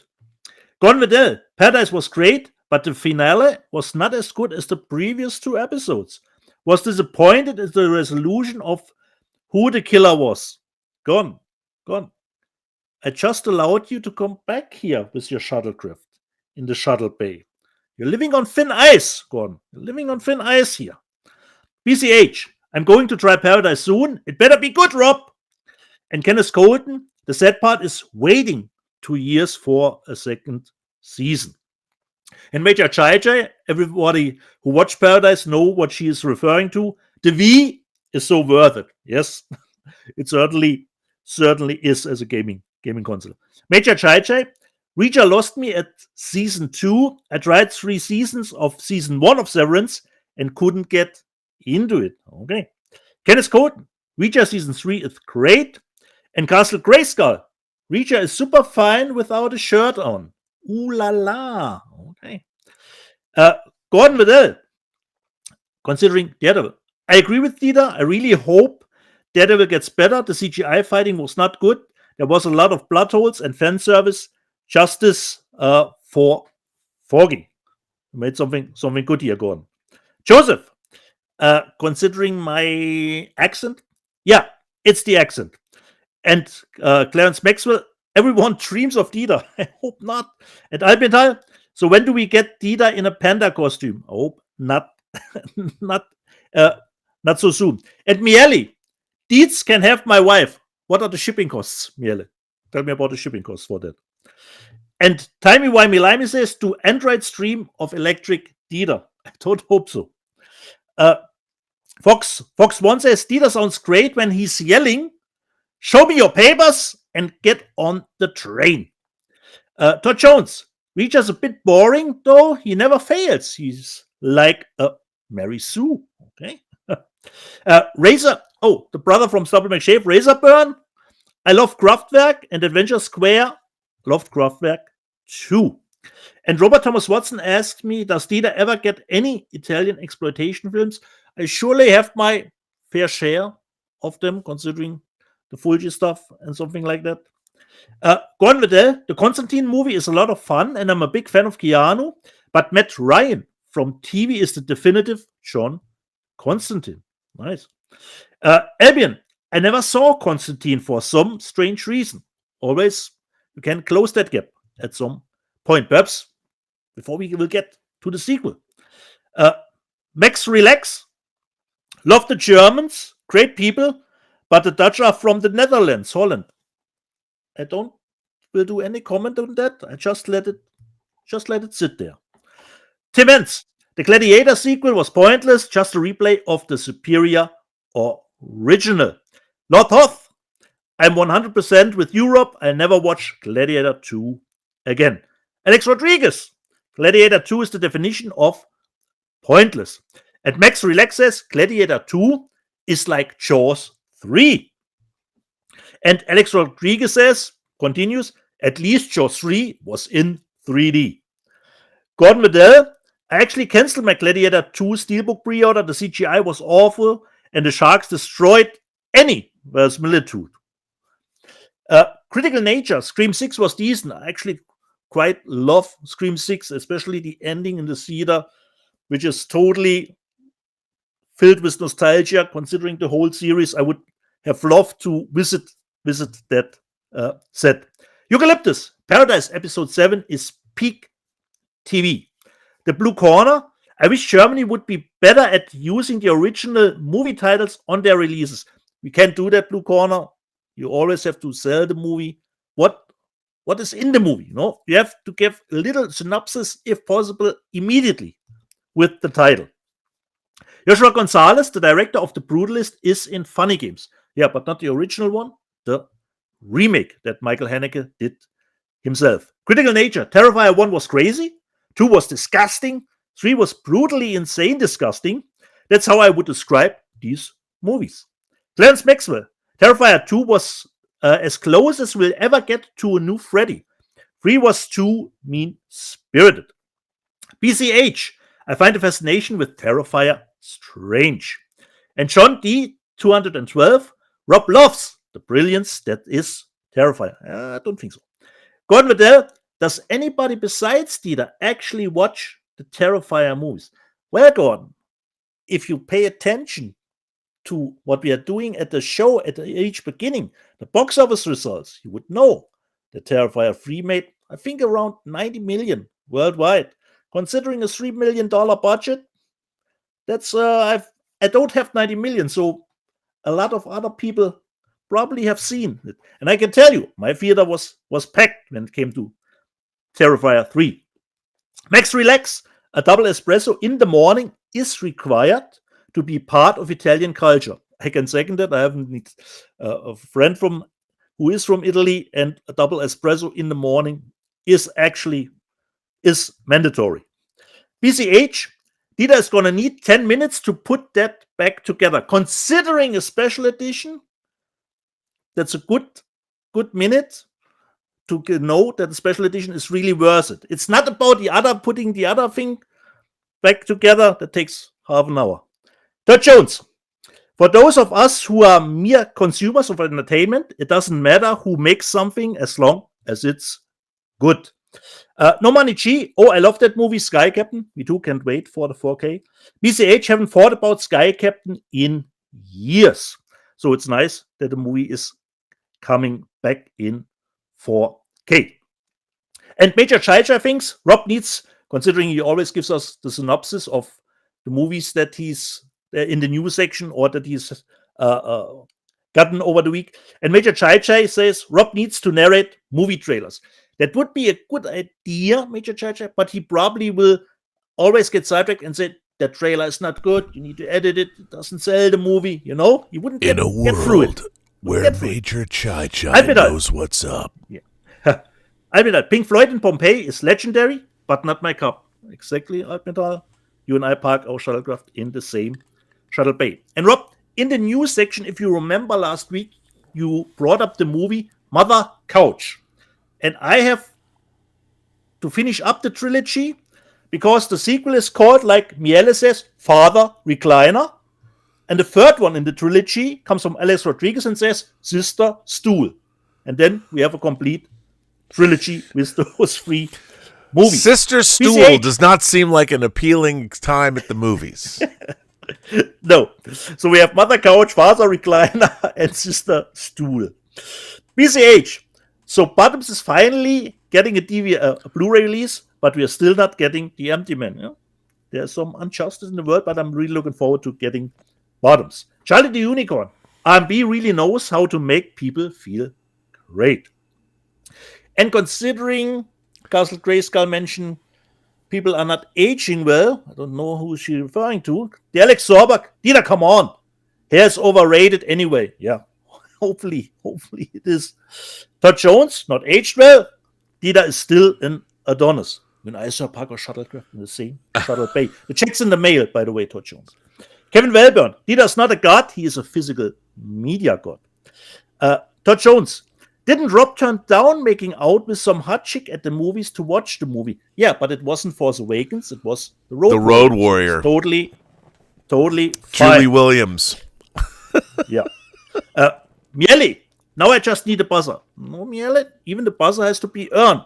You're not using the buzzer willy-nilly. Buzzer has to be earned. Castle Grayskull. This show is the best way to spend my Sunday. Walter Weidwerker. Germany does have knights. Knight Rider himself, David Hasselhoff, is the top pop star in Germany. And I still have no idea why that is and how it came to be. I have no idea. Major Chai Chai. I've seen Trunk in real life, and it is so much more entertaining. Tim Enns. Honora will be forgotten in 10 years. Let me just make a note, Tim. In 10 years, watch Honora, so it won't be forgotten. For some people, it won't, Tim. Joshua Gonzalez. I know a lot of people, Honora will be forgotten, but not to me. I love Baker's filmography. Came from Joshua Gonzalez. Played out, I watched Honora again. I kind of get it. It's good, but I think Citizen Kane is safe for now. This was the live chat readout, Rob. From all right. Week. Sounds good to me. From last. A fine live chat it was. Yeah. Certainly a funny one, considering Father Recliner and Sister Stool. Miele says Sony released a new player, the first one in 5 years. Yeah, I've seen that news too. But I think it's just an upgrade from the last one, not really a new one, just a little bit of an upgrade. Yes. Well, what do you want to do now? We're done. Okay, here we go. Okay. It's not that many anymore, Rob.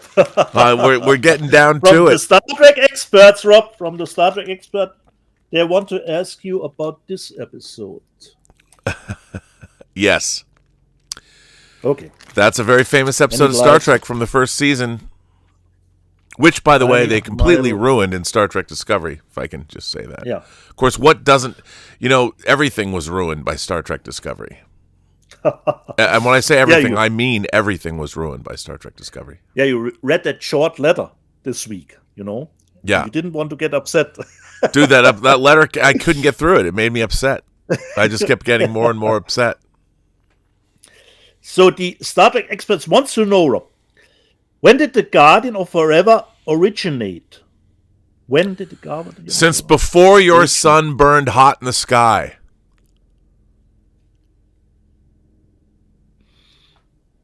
When did it originate? That's what he says in the episode. Actually, that's when he's awaiting a question. I mean, okay, you have to give me a multiple choice because I don't know what that means. Okay. Yeah, this is a strange question. The 21st century, the Guardian was its own beginning and ending, or C, the Big Bang? Wait, what? A, the 21st. When did the Guardian of Forever originate? A, the 21st century. B, the Guardian was its own beginning and ending. Okay, it's C, B. the It's Big B. Bang. It's B. It's B, correct. Yeah. Correct. That from professional Star Trek experts. But that question doesn't make any sense. But anyway, okay. Who passed through the Guardian of Forever first? McCoy. Who passed through the Guardian of Forever first? Dr. McCoy, dude. Oh, yeah, okay. Didn't catch you there. Where did Kirk, Spock, and McCoy travel via the Guardian of Forever? To Depression era New York City. Okay. New York would have been fine. To what time period did Kirk, Spock, and McCoy travel via the Guardian of Forever? The Depression. To what time period? The 1930s, the Great Depression. Yeah, correct. So you already answered with the question before to the second one that was actually There you go. next. There you go. And the last one, Rob. Which science fiction writer Harlan Ellison. penned the city? Okay. Okay. You see, Miele, the buzzer wasn't coming out for That that's such that the thing is that's the most famous Star Trek episode of all time. So it's like, you know. Okay. But the first one was really a strange question. I don't know how you. Well, can it's came up misleading with the answer. because The if it had Guardians asked was its beginning and ending. if you had asked when did the Guardian of Forever, what did the Guardian of Forever say about its, then I could have said it is I am, you know, because he says it in the episode, or they say it says it. Is the Guardian? Should we gender the Guardian of Forever? It does have a male voice, but that's only because it was tailored to speak English. It could be. I mean, the Guardian of Forever, theoretically, if it ran into a bunch of ladies, it might have a female voice. If it was a different alien group, you never know. In this day and age, I don't think we should give the Guardian of Forever a gender because it's a machine. Or is it? I don't know. I don't want to get activists mad at me. Another card down. So yeah, I guess that's it, dude. We're done. Yeah. So if we are caught up with every super chat, Well, no, because Castle Grace Skull says Okay. Robert and Dieter are lovely men. Well, thank you. thank you. Thank you for saying that. I appreciate that. So yes, I guess we're going to end the show on that lovely note. We're lovely men, Dieter. So we Lovely men. What more do you want after Castle Grace Skull calls us a lovely men? You know, you can't. Yeah. That's like the best. You can't get anything better than that. No. So also, jede Person, die du triffst, hat eine Geschichte zu erzählen, die du noch zu hören hast. Alles, was du tun musst, ist zuhören. Every person you meet has a story to tell that you have yet to hear. And all you have to do is listen. But you know what you can't listen to? The Voice of America. The Voice of America and its subsidiaries that have been broadcasting since the end of World War II. The Voice of America was completely dismantled by executive order. So the Voice of America that's been around for 80 years, that pushes back against all the propaganda coming out of Russia, Iran, China, dismantled by the Trump administration. Everybody was put on leave. And so one more American institution that's been around since the end of World War II is gone. The world is a lesser place now. You know what's funny? I find it interesting as an editorialization. I find it interesting that somebody who had never heard of the Voice of America, of course they had, but the Voice of America had been critical of President Trump. So now you're going to dismantle the Voice of America. It doesn't matter that it was pushing back against the propaganda. If somebody, you know, this tearing apart of opposition is quite worrisome. But the Voice of America is gone, Dieter. It's gone. We can no longer push back against the Nazi regime of Germany. That's why the Voice of America was set up in World War II. No longer exists. Taken down by Donald Trump because they were critical of him. But at least for the last 2 hours, Rob, you have an alibi. I have an alibi. I'm just here to establish an alibi. But there's no more Voice of America. American power is being chipped away at. Doesn't matter as long as nobody comes from my Amazon list. You know, I used to joke about that my Amazon buy list, I would joke that one day people are going to come after me based on what I've purchased. Like, you know, a Serbian film on that list. I never thought that was actually a thing. Now I'm not so sure. I wouldn't be surprised if sometime in the next 365 days, Amazon is going to get subpoenas to ask what books and movies and music people have been buying. I never used to think that was going to happen. Now I'm not so sure. Just around the corner. Just around the corner. They're going to come from my physical media collection. Luckily, somebody would come to my door. We want all your movies. They'd walk in here and go, you're good. No one's going to want to bring in a wheelbarrow. Is not going to help you. So, anyway, that's my editorializing. We're it's getting a little strange out here, man. Anyway. I know. On that note, the Oval Office is getting is now a Tesla dealership. I heard, Well, you know what's kind of a bummer is John has 2 Teslas, John Campia. I love those cars. Those cars are very, very cool, and it's unfortunate that what SpaceX has been able to do and what Tesla has been able to do is now being overshadowed by everything else going on. It's too bad people can't just stay in their lane and make cool shit. Oh well, stay in your lane, Bobby boy. Stay in your lane. I mean, but I will say this: our current administration waking up every morning is more entertaining. Finding out what they did today is more entertaining than half the movies that are in theaters. So that's kind of fun. Perhaps something like the electric state is then not too far out.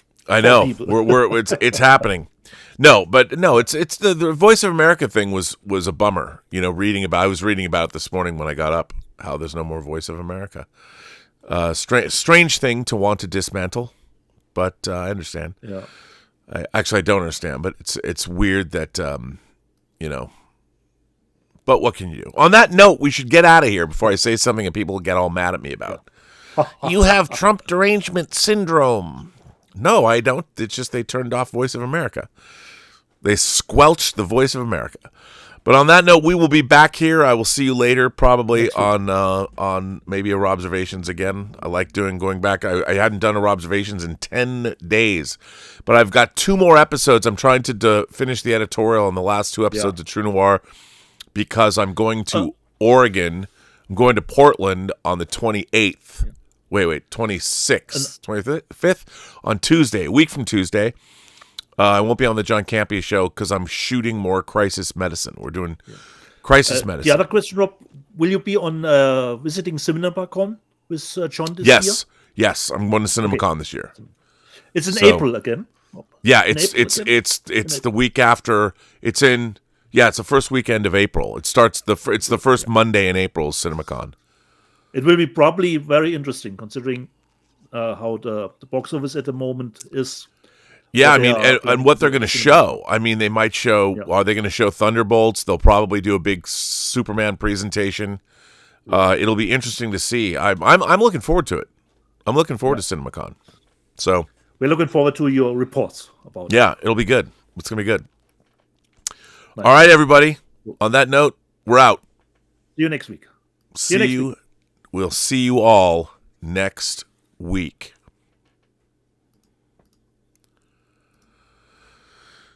And we are done. That was good.